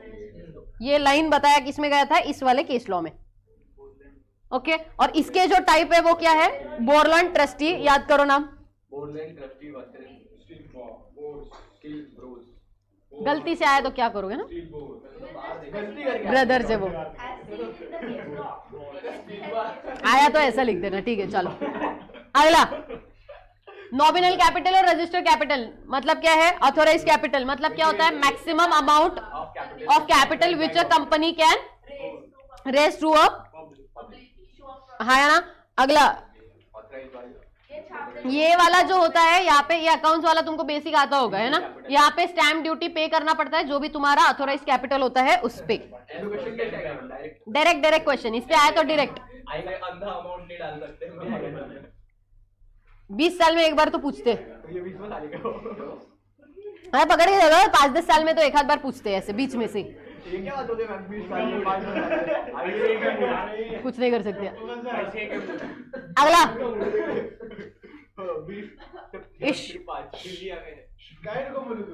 इशूड कैपिटल, दूध भी यार, इशूड कैपिटल क्या लिखा हुआ है, इशूड मतलब क्या है, it is a part of authorised capital offered by a company. Focus, क्या लिखा हुआ है देखो, part of the authorised capital, वो जो आपको सब्सक्राइब करने के लिए दिया है। सब्सक्राइब मतलब क्या है, जो एक्चुअली पब्लिक ने सब्सक्राइब किया हुआ है। कॉल्ड अप मतलब क्या है, जो कॉल, आने वाला है पार्ट पेमेंट जो आपका हो चुका है। एंड पेड अप मतलब क्या, जितना भी आपको पे हुआ है, जितना कॉल किया है, that minus arrears. Done. Next, shares हो चुका है। शेयर्स, अच्छा देखो याद तुमको एक बार सिखाया था मैंने, शेयर्स आर मूवेबल प्रॉपर्टी लिखा हुआ है सेक्शन नंबर 44, और मैंने कट करने के लिए बोला था तुमको ये। अगला, ये इंपॉर्टेंट सेक्शन नंबर 43, जिसमें क्या लिखा है, kinds of share capital, equity and preference. Equity में दो हिस्से हैं, कौन सा, एक इक्विटी शेयर्स एंड दूसरा डिफरेंशियल वोटिंग राइट वाला। डिफरेंशियल वोटिंग राइट मतलब क्या होता है, वन मैन वन वोट जैसा टाइप्स, या 10 शेयर्स मतलब वैसा type, 10 shares 1 vote, 15 shares 1 vote, ऐसा इट डिपेंड्स। हाँ, और इधर क्या होता है, 1 share is equal to 1 vote, ठीक है, with differential right as to dividend और वोटिंग, कैसे भी होगा, ठीक है। इसका डिफरेंशिएशन लिखवाया था तुम लोगों से। अगला, प्रेफरेंस शेयर कैपिटल मतलब क्या होता है, other than equity capital, and they will get some preferential rights over the equity shareholder in case of winding up and in case of payment of dividend. Compulsory fixed dividend किसे मिलता है, preference share को। इधर fixed कैसे होता है, लेकिन वो या तो अमाउंट में फिक्स्ड होगा या तो फिर फिक्स्ड रेट में होगा, या तो अमाउंट में फिक्स्ड होगा या तो रेट में फिक्स होगा, ठीक है, समझ रहे हैं ना, मतलब रेट 9% एंड या तो अमाउंट में। देन उसके बाद आएगा मेन पार्ट, मेमोरेंडम। यहां से memorandum, article, constructive notice, indoor and ultra vires, है ना, ये दूसरा स्लॉट है जहां से एक क्वेश्चन उठाते वो। ओके, मेमोरेंडम में एक कभी कभी एक कभी कभी 2, डिपेंड, उनकी मर्जी, ऐसी है, कुछ भी हो सकता है। चलो मेमोरेंडम, सबसे पहले मेमोरेंडम जब भी क्वेश्चन आए, ठीक है, तो मेमोरेंडम का बेसिक क्या है, it's a charter, it's a public document. It is presumed, according to section number 399, it is presumed that all the outsiders who are dealing with the company are already assumed or presumed that they have read all the documents, and not only read all the documents but also understood in the same manner. ये लिख दोगे, कौन सी चीज idea वहां पे होगा, ठीक है। इसके अलावा और क्या लिखोगे, ये जो चार्टर डॉक्यूमेंट है, यहाँ पे ये डॉक्यूमेंट किसके बीच का है, कंपनी एंड आउटसाइडर के बीच का है, ये याद रखना, ठीक है। एंड जो आर्टिकल्स ऑफ एसोसिएशन है वो किसके बीच का है, मेंबर्स एंड कंपनी के बीच का है। क्लियर है, पक्का। अब मेमोरेंडम ऑफ एसोसिएशन में क्या क्या क्लॉजेस होते हैं, name clause, object clause, situation clause और मतलब register office clause, liability clause, capital clause and last वाला एसोसिएशन क्लॉज और नॉमिनेशन क्लॉज अगर 1% कंपनी है तो। सबसे पहला नेम क्लॉज। नेम क्लॉज में क्या लिखा गया है, private company, public limited company, या तो आप एक्रोनिम या तो पूरा लिखो, सेक्शन 8 है तो कुछ नहीं लिखना है। You may use the word trust, electoral, foundation etcetera, ऐसे वर्ड यूज कर सकते हो, फोरम वगैरह। एंड अगर 1% कंपनी है तो ब्रैकेट में 1% कंपनी ओपीसी लिखना है, बट जो भी ओपीसी होता है उसके नाम के आगे हमेशा प्राइवेट लिमिटेड वर्ड लगेगा। मतलब क्या है, XYZ private limited and bracket में ओपीसी लिखा जाएगा। स्मॉल कंपनी का भी सेम रहेगा। Yes yes yes yes, clear है, पक्का। आगे बढ़ू, नेक्स्ट। उसके बाद बस ब्रैकेट में स्मॉल नहीं लिखा जाता स्मॉल कंपनी के केस में, बट ओपीसी में लिखा जाएगा। क्लियर है, आगे बढ़ू। ये हो गया तुम्हारा नेम क्लॉज। दूसरा register office clause. Register office clause में क्या लिखा है, ऑफिस एड्रेस जहां पे भी तुम्हारा होगा वो रजिस्टर ऑफिस, जहां पर भी तुम्हारा रजिस्टर ऑफिस है वहां पे आप लोगों को उस स्टेट के रजिस्ट्रार के पास जाके आप लोगों को सारे डॉक्यूमेंट्स देने हैं। वो स्टेट तुम्हारा एक ही होगा जहां पर भी तुम्हारा रजिस्टर ऑफिस होगा। अब ये वाला वो वाला जो भी प्लेस होगा वहीं पर तुम्हारे सारे बुक्स ऑफ अकाउंट्स जो इनकॉर्पोरेशन के टाइम के हैं वो सारे के सारे प्रिजर्व करके रखे जाएंगे। क्लियर है, अनलेस अदरवाइज कुछ और प्लेस ना बताया जाए। उसके बाद तीसरा क्या आता है, ऑब्जेक्ट क्लॉज। ऑब्जेक्ट क्लॉज बहुत इंपॉर्टेंट, तुम्हारा नाम और तुम्हारा ऑब्जेक्ट क्लॉज मैच होना चाहिए। तुम तुम्हारे ऑब्जेक्ट क्लॉज के बियॉन्ड नहीं जा सकते। अगर तुम्हारा नाम और ऑब्जेक्ट क्लॉज मैच नहीं होता है बिकॉज तो फिर वो आपको सेंट्रल गवर्नमेंट ने टाइम दिया है कि 6 महीने में आपको चेंज करना पड़ेगा from the date when you change the name. जैसे कि मेरा तेजल क्लासेस है, ठीक है, तेजल प्राइवेट एकेडमी है और प्राइवेट लिमिटेड है, और टीके क्लासेस, ठीक है, टीके प्राइवेट लिमिटेड, ये मेरा एकेडमी है, ओके। अब टीके प्राइवेट लिमिटेड में मैंने स्पा बिजनेस चालू की है, अज्यूम। अभी टीके प्राइवेट लिमिटेड एजुकेशन इंस्टीट्यूशन के लिए था, तो टीके प्राइवेट लिमिटेड या टीके क्लासेस था, ठीक है, मेरे कंपनी का नाम। अब मेरे कंपनी का नाम टीके क्लासेस करके ही फेमस है और चल रहा धंधा स्पा का, तो ये एकदम ही ऐसा है, कोई कनेक्शन ही नहीं है, बच्चे ही बच्चे होंगे फिर तो, नहीं बच्चे बैग लेके आ रहे स्पा लेने के लिए, नहीं पढ़ाई कर करके चेहरे पे रिंकल्स आ रहे, नहीं तुम्हारे डार्क सर्कल्स हो रहे तुम्हारे, वो तो होना ही चाहिए, ये ऐसे ही थोड़ी हमारे भी पढ़ पढ़ के ही आए, कोई फर्क नहीं पड़ता, सुबह पढ़ा तब भी सुबह ही पढ़ने वाले लोग हैं इधर। पॉइंट ये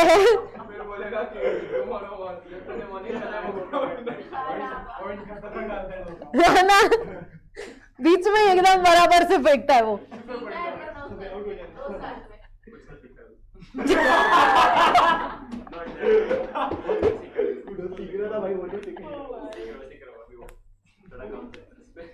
काम चल रहा है, नहीं। सो द पॉइंट इज, मेरा पॉइंट ये है, क्लासेस है मेरे और ऑब्जेक्ट स्पा का है, नाम और ऑब्जेक्ट मैच नहीं होता है, तो मेरे पास नाम चेंज करने के बाद, मतलब या ऑब्जेक्ट चेंज करने के बाद 6 महीने का टाइम है, मुझे ये अलाइन करना पड़ेगा। क्लियर है? अगर नहीं किया तो फिर पेनल्टी आ जाएगी सेंट्रल गवर्नमेंट से। डन, आगे बढ़े। कौन सा हुआ अपना? ऑब्जेक्ट हुआ, नेम हुआ एंड रजिस्टर्ड ऑफिस क्लॉज हुआ, सिचुएशन क्लॉज। अब लायबिलिटी क्लॉज, लायबिलिटी में तुमको पता है क्या क्या आता है? Limited by shares, limited by guarantee and unlimited. Actually इधर इन्होंने नहीं मेंशन किया हुआ, सिर्फ limited by shares and limited by guarantee है। अच्छा, यहाँ पे ये वाला, सिर्फ तुमको ये वाला याद है क्या? मैंने सिखाया था तुमको, ये वाला अच्छे से पढ़ो। 1 साल पहले भी अगर तुम सीज टू बी मेंबर बनते हो, in case of the company limited by guarantee, अगर तुम 1 year after he cease to be a member, तुम मेंबर थे with in a period of 1 year after you cease to be a member and उसके बाद company winding up में जाती है, तो ऐसा नहीं कि जो एग्जिस्टिंग मेंबर है सिर्फ उनसे मांगा जाएगा। तुम 1 साल तक जितने भी पुराने मेंबर्स थे उनसे भी पैसा मांगा जा सकता है अगर सफिशिएंट अमाउंट नहीं है तो। समझा क्या तुमको? याद आया? पक्का? बताओ। पूछो तो सही। आज मैं कंपनी छोड़ के जा रहा हूँ।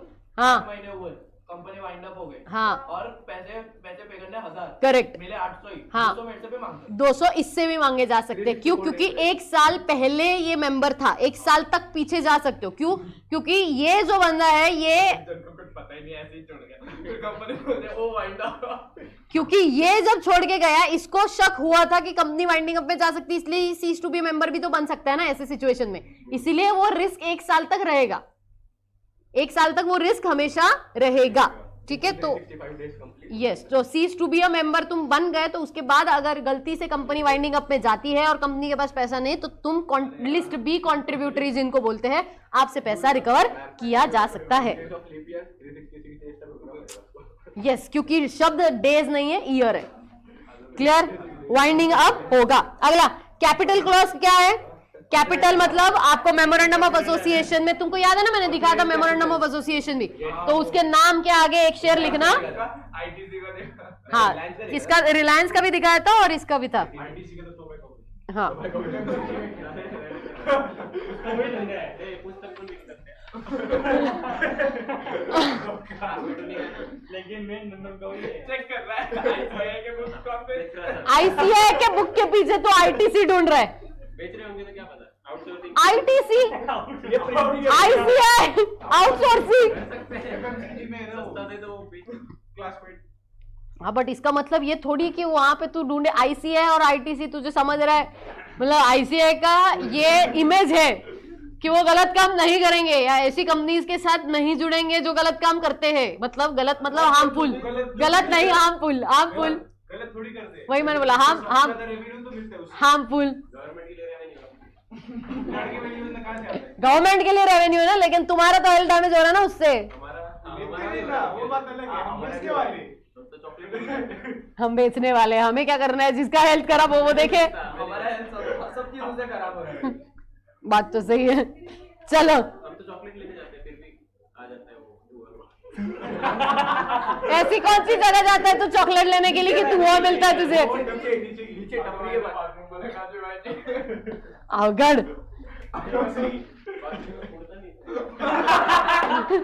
धोखा, बच्चा चोर, क्या पी के आया तू? वो नहीं, अभी वो जाने दो, अभी आपको बाद में वो भी बाद में बताएगा तू। वो मेरे स्कूल की स्टोरी। आप सुनना पहले ये खत्म करो।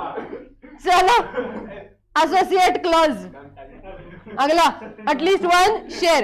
अच्छा मेरी बात सुनो, ये जो एसोसिएशन क्लॉज होता है ये इसीलिए बिकॉज 2 या 7 मेंबर्स है, but in case of 1 person company यही एसोसिएट क्लॉज बन जाएगा तुम्हारा नॉमिनेशन क्लॉज, क्योंकि वहां पे सिर्फ नॉमिनी होता है। ठीक है, अब इसी ये जो नॉमिनेशन क्लॉज है ना, यहाँ पे क्या होगा, अगर नॉमिनी चला गया तो इधर नाम बदल जाएगा, तो इसीलिए वो लाइन लिखा गया था कि अगर ओपीसी में नॉमिनी चला जाता है और उसका नाम चेंज हो गया तो मेमोरेंडम को अल्टर किया हमने, ऐसा नहीं माना जाता, क्योंकि सिर्फ नॉमिनी का नाम चेंज हो रहा है।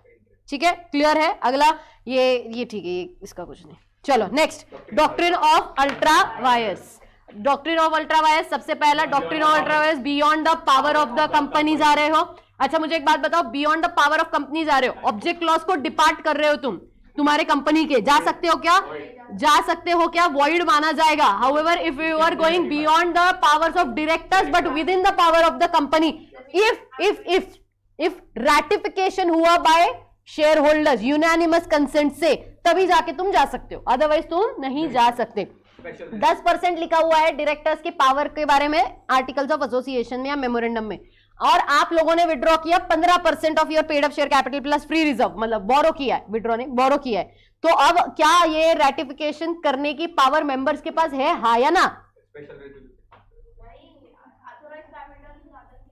15% of paid up share capital plus free reserves आपने एज अ डायरेक्टर बोरो किया है। ठीक है, डायरेक्टर्स के पास अलाउ किया गया था सिर्फ 10%। 10% तो चलेगा या नहीं चलेगा?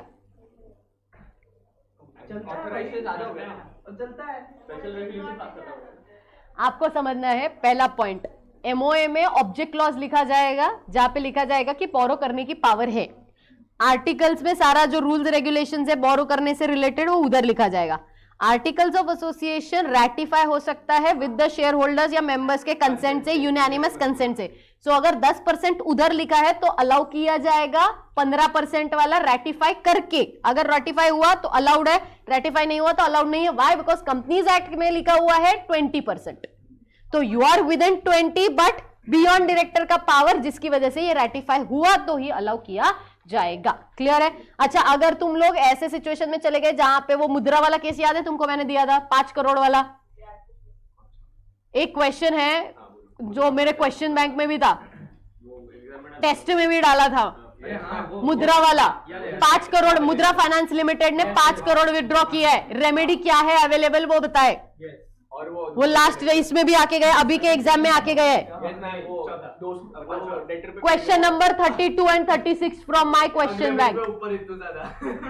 Question number 32 and 36 from my question bank, देख लेना एक बार जाके। ठीक है, तो वहां पे क्या लिखा गया था? पहला पॉइंट तो एक तो अल्ट्रा वायर्स है तो तुम नहीं कर सकते। हाउएवर इतना भी बुरा सामने वाले के साथ नहीं करने का, इसलिए उन्होंने नीचे लिखा था कि रेमेडी क्या अवेलेबल होगी कि बाबा अगर जितना एटलीस्ट जितना लिखा है उतना तो दो, 10% तो 10%, बट दो तो सही, 10% तो दो, राइट? ऐसा लिखा गया है वहां पे, जाके चेक कर लेना। आने के ऐसा सेम क्वेश्चन आने के चांस इस बार कम है क्योंकि अभी के अटेम्प्ट में आके गए, बट इसका मतलब ये नहीं कि छोड़ के जाने का। अगर वो जो पेमेंट एक क्वेश्चन था जिसमें जितना बोरो किया है वो किसी और को पे किया है तो वो उससे रिकवर होएगा ना? एक क्वेश्चन था, ऐसा कैसे समझेगा? एक क्वेश्चन था जिसमें पेमेंट किया है फिर वो रिकवर हो गया नहीं बोलो तो पहले क्लियरली बता पूरा केस। हाँ, अल्ट्रा वायरस से ज्यादा बोरो किया, अल्ट्रा वायरस से ज्यादा बोरो किया, ठीक है, 15% लिया, हाँ 15% लिया, ठीक है, किसी को पे कर दिया, किसी को तूने पे किया है, तो उससे रिकवर होएगा। तूने बोरो किया और तुमने पे किया, ठीक है क्रिएटर को पे ठीक है, तो रिकवर होएगा। तुमने बोरो करके पे किया है ना, तो रिकवर कहाँ क्या करना है? रिकवर करेगा वो, तेरे से वो रिकवर करेगा कि हाँ? तुम्हारा तो कॉन्ट्रैक्ट अलग है ना, तूने क्या यूज किया वो तो तेरा सवाल है ना उस पैसे का। तो अल्ट्रा वायरस तुम्हारा है, उसका और तुम्हारा थोड़ी अल्ट्रा वायरस है। अगर अल्ट्रा वायरस है तुम्हारा और उसका, एक मिनट मैं बता समझा मुझे उसका क्वेश्चन।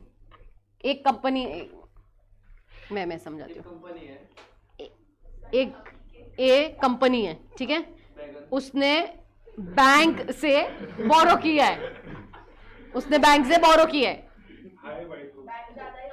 जो कि बियॉन्ड है, ऐसा इसका बोलना है, अजुम।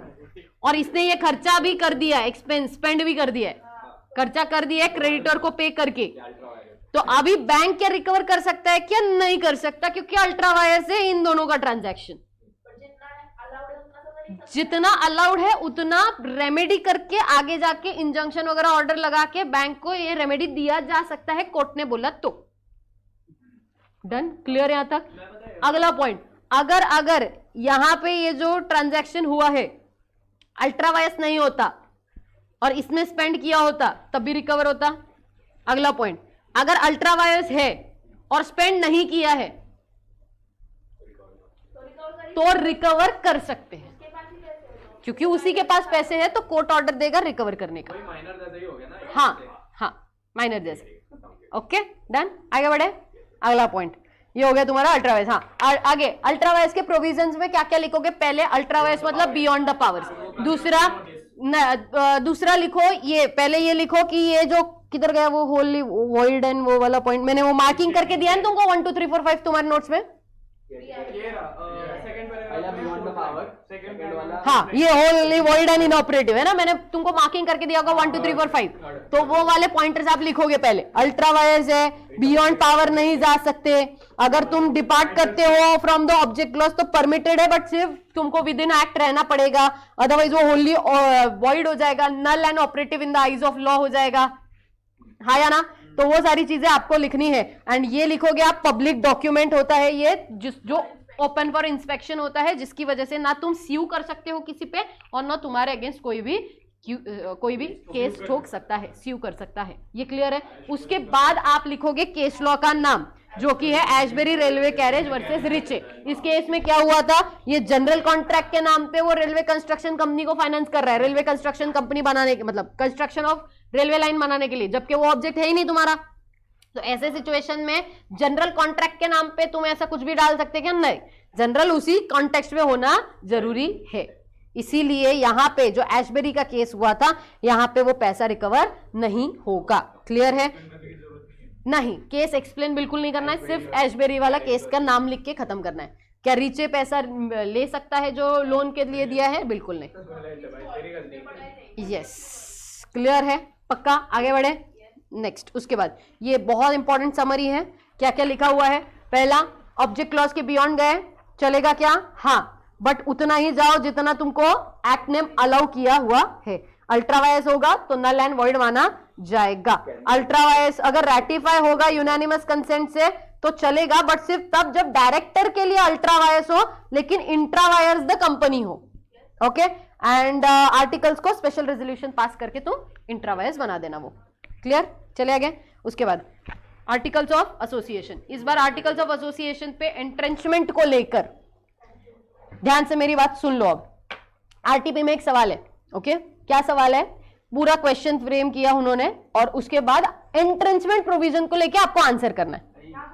ठीक है? वो जो क्वेश्चन वो क्वेश्चन इंटर का है जो तुमको फाउंडेशन में दिया है।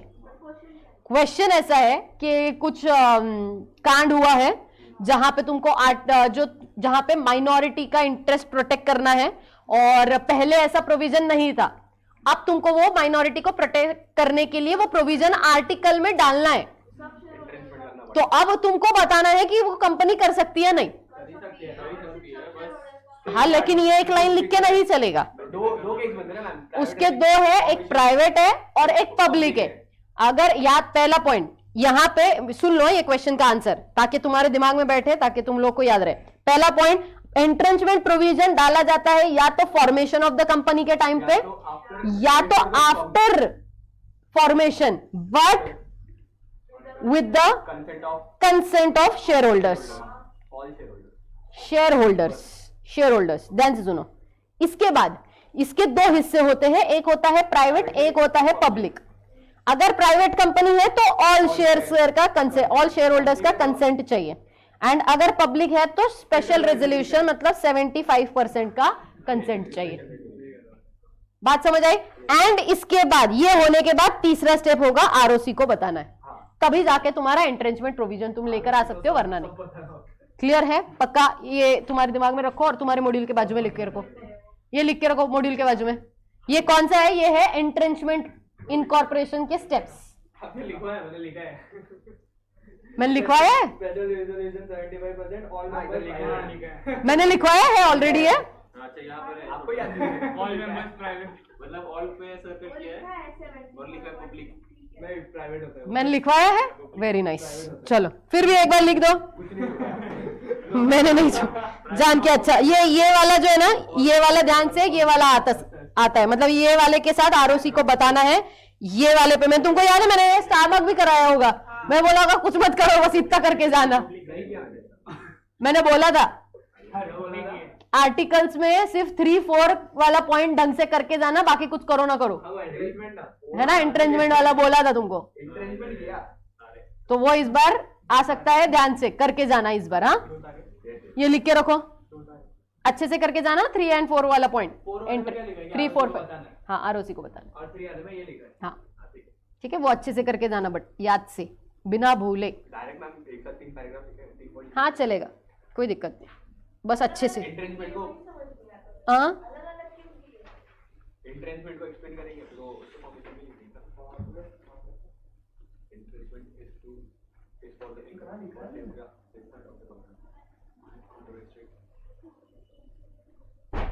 बस पढ़ा हुआ होना चाहिए, इतना लिखा हुआ बस, बाकी कुछ नहीं है।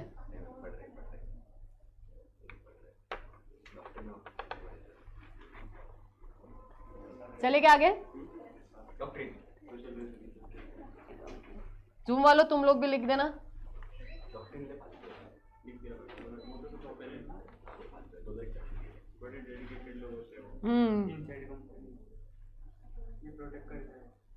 चले क्या आगे? हो गया? अच्छा, इसका सेक्शन नंबर क्या है? 5। ठीक है, आर्टिकल कोशिश करो, एंट्रेंचमेंट आया ना तो लिख देंगे। ठीक है, चले आगे। नेक्स्ट, ये दोनों का डिफरेंशिएशन एक बार देख के जाना, और मेरे नोट्स में मैंने शायद से टेबल फॉर्मेट में दिया है डिफरेंस। अच्छा, होमवर्क में ही दिया था। हाँ ठीक है, फिर ठीक है, डन। चलो अगला, इंडोर मैनेजमेंट। याद है ये क्या क्या होता है? चलो बताओ पहले, सबसे पहले। अच्छा मुझे एक बात बताओ, कंस्ट्रक्टिव नोटिस है, किसे प्रोटेक्ट किया जाएगा? कंस्ट्रक्टिव नोटिस में कंपनी को प्रोटेक्ट किया जाएगा, आउटसाइडर लायबल, बराबर है। अल्ट्रा वायर से कंपनी को प्रोटेक्ट होंगे, हाँ मतलब कंपनी को protect and outsider. Indoor management है तो आउटसाइडर को प्रोटेक्ट करेंगे एंड कंपनी को लायबल बनाएंगे। इसके लिए इंडोर मैनेजमेंट के लिए केस लॉ का नाम क्या था? रॉयल ब्रिटिश वर्सेस, हाँ है ना, बराबर। उसके बाद अगला टर्कवन। उसके बाद आगे एक्सेप्शन टू इंडोर मैनेजमेंट होगा तो कंपनी प्रोटेक्ट होगी, आउटसाइडर लायबल होगा। कौन से 3 केसेस थे? पहला था सस्पिशियस एक्टिविटी है, इरेगुलरिटी के बारे में, दूसरा और तीसरा फॉर्जरी है। एक तो तुमको पता ही है कांड हुआ है अंदर, दूसरा तुमको पता नहीं बट डाउट आना चाहिए था वो है, और तीसरा फॉर्जरी है, बराबर। सस्पिशन वाले जो केस लॉज है, अच्छा ये वाला जो केस है यहाँ पे इस बार अगर आता है तो एक तो डायरेक्ट क्वेश्चन आएगा, एक्सप्लेन इंडोर मैनेजमेंट और उसके एक्सेप्शंस। ठीक है, तो तब आप लोग पूरा भर भर के मत लिखना, आपको सिलेक्टिव बनना पड़ेगा। ओके, बट सिलेक्टिव में इंपॉर्टेंट वाले में सिलेक्टिव रहो, ऐसा नहीं फालतू का लिखे जा रहे हो और इंपॉर्टेंट छोड़ दिया, वो हरकत मत करना। ठीक है, तो यहाँ पे अगर आप केस लॉज देखोगे ध्यान से, ये एक्चुअल इरेगुलरिटी वाला, ये वाला तो सिर्फ नाम लिख के खत्म करना है तुमको, बाकी ये कुछ नहीं एक्सप्लेन करना है। ठीक है, ये वाले जो है एक्चुअल एंड कंस्ट्रक्टिव इरेगुलरिटी वाले, तो यहाँ पे हार्वर्ड एंड पेटेंट वाला जो केस है, अगर डायरेक्ट क्वेश्चन आया, मैं पहली बार बता रही हूं तुमको, अगर डायरेक्ट क्वेश्चन आया explain along with the case law का नाम, अगर डायरेक्ट क्वेश्चन आया तो ही। एक्सप्लेन इंडोर मैनेजमेंट एंड उसके एक्सेप्शन, डायरेक्ट क्वेश्चन आया, you have to write along with the explanation, the only place जहां पे तुम केस लॉ को भी एक्सप्लेन करोगे, क्योंकि कंटेंट ही वो है, ठीक है। दोनों करने की जरूरत नहीं है, एक किया तब भी चलेगा, दोनों का दूसरे का नाम लिखो नहीं लिखो ठीक है, बट एक केस एक्सप्लेन करना पड़ेगा। क्लियर है, पक्का? ओके इसमें आनंद बिहारी वाला, यहाँ पे ये वॉचमैन वाला, ये केस लॉ बेस्ड आ सकता है यहाँ पे। ओके हाँ वही वही वही। एंड ये रूबेल, एंड यहाँ पे रूबेल वर्सेस ग्रेट फिंगल कंसोलिडेटेड में, इसमें क्या हुआ था? डायरेक्टर की सिग्नेचर फॉर्ज हुई थी। हाँ, so that's why it is not apply to completed forgery. हाँ या ना? याद है तुमको? पक्का? इंडोर मैनेजमेंट पे क्वेश्चन आया तो क्या क्या लिखोगे? एक तो 399 वाला, इसका मैंने ऑलरेडी तुमको एक पीडीएफ भी दिया होगा क्या? नहीं, मैंने इस पे पीडीएफ नहीं दिया है। क्वेश्चन आया तो क्या लिखना है? इसका आपने वो बस बोला था। नहीं रे, पीडीएफ दिया होना चाहिए। करो लिस्ट में ऐड। सोचो आपने टेस्ट बिना पीडीएफ के दिए, कैसे? क्या मैंने सिखाया था उसके बेसिस पे दे ही सकते तुम। अब नहीं सिखाया, वो भी मैंने बोला तब से याद आया। ऐसा नहीं करने का, मैंने सिखाया था इसके बेसिस पे लिख सकते थे तुम। गलत बात है, लिख के भेज दे मेरे को। रॉयल्टी वाला ना, बात करेंगे ना अपन रॉयल्टी पे, रॉयल्टी पे बात करेंगे अपन, करेंगे ठीक है। डन हो गया ये?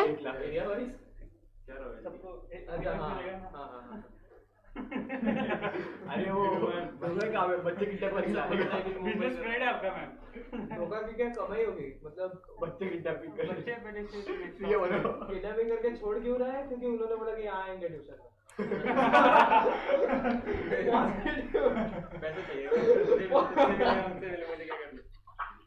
Whether a person reads the document or not, he is presumed to have the knowledge of the content, and he is not only presumed to have but also understood in the true perspective. Clear है ये point? हाँ या ना? तो ये ध्यान रखना, ये आपको मेंशन करना पड़ेगा। ओके ठीक है। नेक्स्ट, अच्छा मुझे एक बात बताओ, टर्कवांड वाला जो केस था वो किसका था? Indoor management. और एशबेरी वाला जो केस है वो किसका था?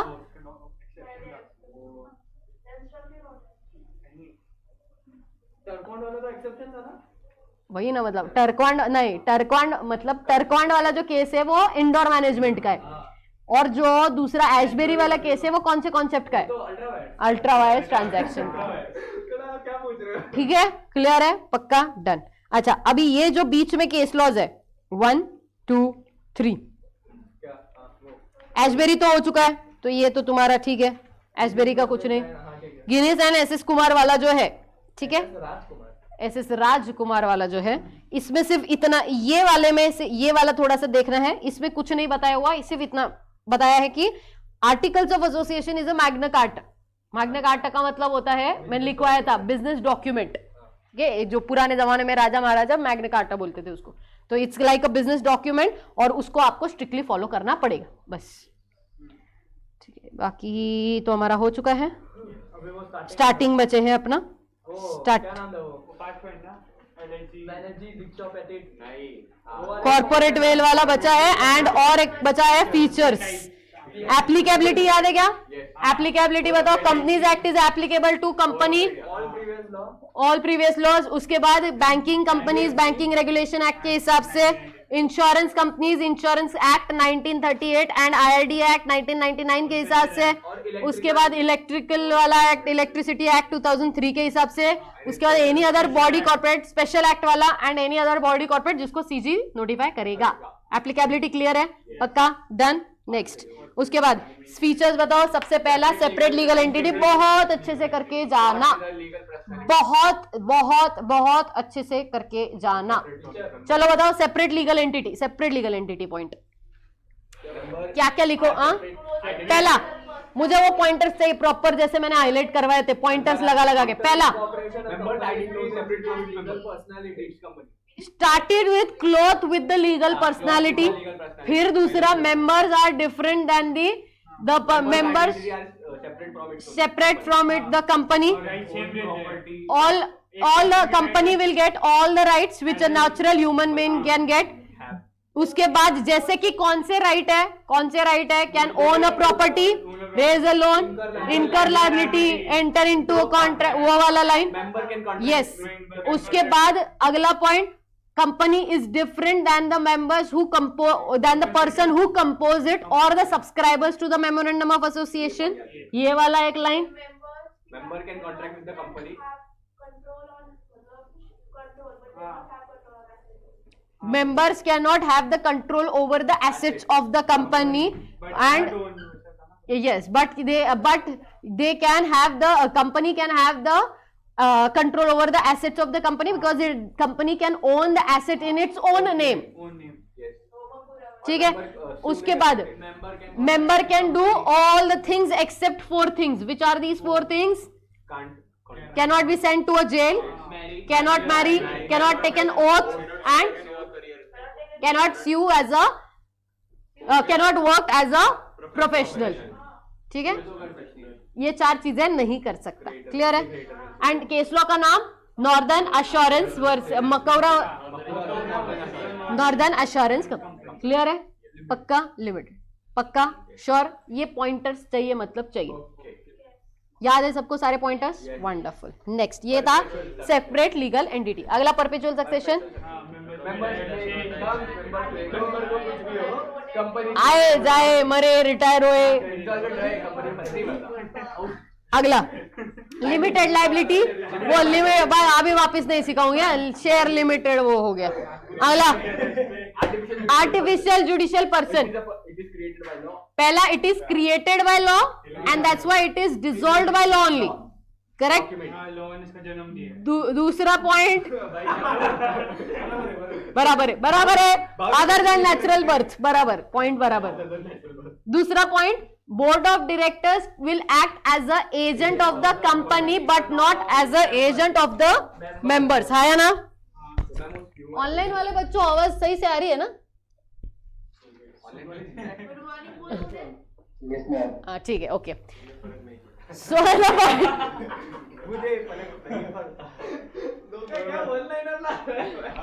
धोखा पूरा वन लाइनर पे आ तू. कुछ तो पी के आया है पक्का. यस बोल. जड़ी बूटी, पानी, काढ़ा ना, काढ़ा. चलो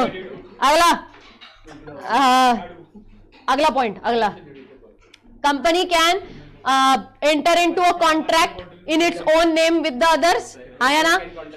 creditors of the company are the creditors of company only but not of the members. उसके बाद वो सेपरेट लीगल एंटिटी के पॉइंट को रिपीट करना. वो प्रोफेशनल वगैरह वाला, कैनॉट ओथ वगैरह वाला. एंड अच्छा लास्ट वाला लाइन लिखना. Company is intangible, company is not fictitious, it is immortal. ऐसा वर्ड है ना. कहां पे है? अगले इसमें है. किधर है? इधर है. किधर गया वो? इधर आर्टिफिशियल में नहीं, इधर नहीं, वो इधर है अपना.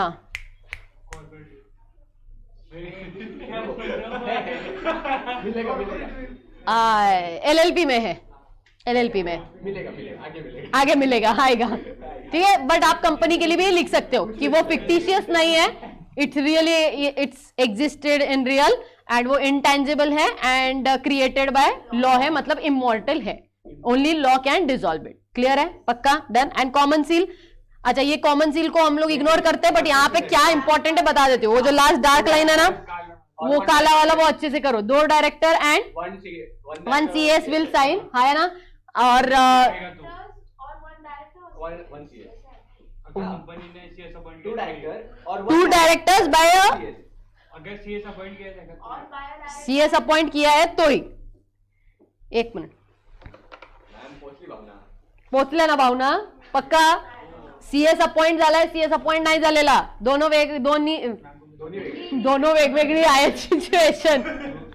अवघड झालंय तुमच्या बरोबर राहून माझंही. अरे चल ना.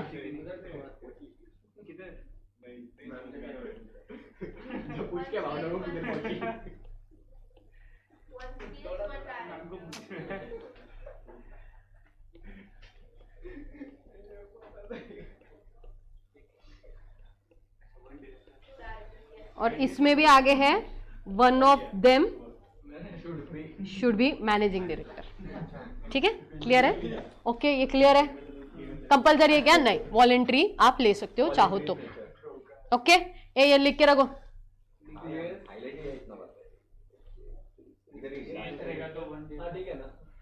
लिख के रखा, चले गया। यार कुछ तो किया है। समझ आ रहा है। समझ आ रहा है, बट लिखो फिर भी। अरे यार है ही नहीं मेरे पास कुछ लिखने। कैसे हो यार तुम लोग? पढ़ने आया था ये। लास्ट वाला लाइन बोलो। पढ़ने आया था का क्या समझने का मतलब? पढ़ने आया था तो लिखने नहीं आया था, पढ़ने आया था बस। अवगढ़ उसको लगा बोल इतना बड़ा हैंगओवर मैंने आज तक नहीं देखा, इतना लॉन्ग हैंगओवर। एमडी क्या होता है ना, मैच के लिए सबको बदल दिया। बिना जड़ी बूटी का इतना लंबा हैंगओवर आज पहली बार ही देख रही हूँ मैं। अरे गुड मैच 6 बजे तो बहुत मजा। 6 बजे सब लोग सुन रहे ऐसे और ऐसे जाग के सोए। जाग के सोए। सर भी पढ़ा रहे, देख रहे बस, और हम भी देख रहे सर हैं। सर भी पढ़ा रहे। सर बोल रहे को कुछ याद ही नहीं मैंने क्या सीखा क्लास में एसी का आवाज आ रहा था इतना। 6 बजे। अबे सनराइज क्या बोल रहा है? सनराइज हो रहा है। एसी का आवाज। मैं लास्ट के 2 लेक्चर सो रहा था। नाम को नहीं है कि अभी चलो डन गया, आगे बढ़ो। नेक्स्ट कॉर्पोरेट पक्का very very very important. Ma'am MD का मतलब आएगा मैनेजिंग डायरेक्टर, आएगा तो सब लोग पहले आएगा। ठीक है, कॉर्पोरेट वेल आएगा, अच्छे से करके जाना। बहुत इजी है। ओके, 5 पॉइंट है सिक्योरिटी। स्टार्टिंग का इंट्रोडक्शन जो हाईलाइट करके दिया है तुमको, पॉइंटर्स मार्क करके दिए हुए हैं, वो अच्छे से लिखो। कॉर्पोरेट वेल का मतलब क्या होता है कि जहाँ पे यू आर गोइंग, इट्स हाँ आगे आगे लीगल कॉन्सेप्ट है आगे। Company separated from the liability of its members. Company is It says that company's identity is separate from its members. Correct. आगे shareholders है। केस लॉ का नाम सैलोमैन वर्सेस सैलोमैन, ये reference it has been observed in the Salomon versus Salomon company limited. इसको explain मत करना, यहाँ पे आगे लिखना कि इस कॉन्सेप्ट की वजह से मेंबर्स को शील्ड किया जाता है। हाउएवर आपके corporate insulation, enjoy corporate insulation, ये वाला एक लाइन लिख देना। However we can have the corporate veil theory in following 5 cases. We can use that concept in 5 Will be lifted. corporate veil will be lifted in following 5 situations. पहला क्या है? To determine the character of the company, whether they are the enemy or a friend or a foe.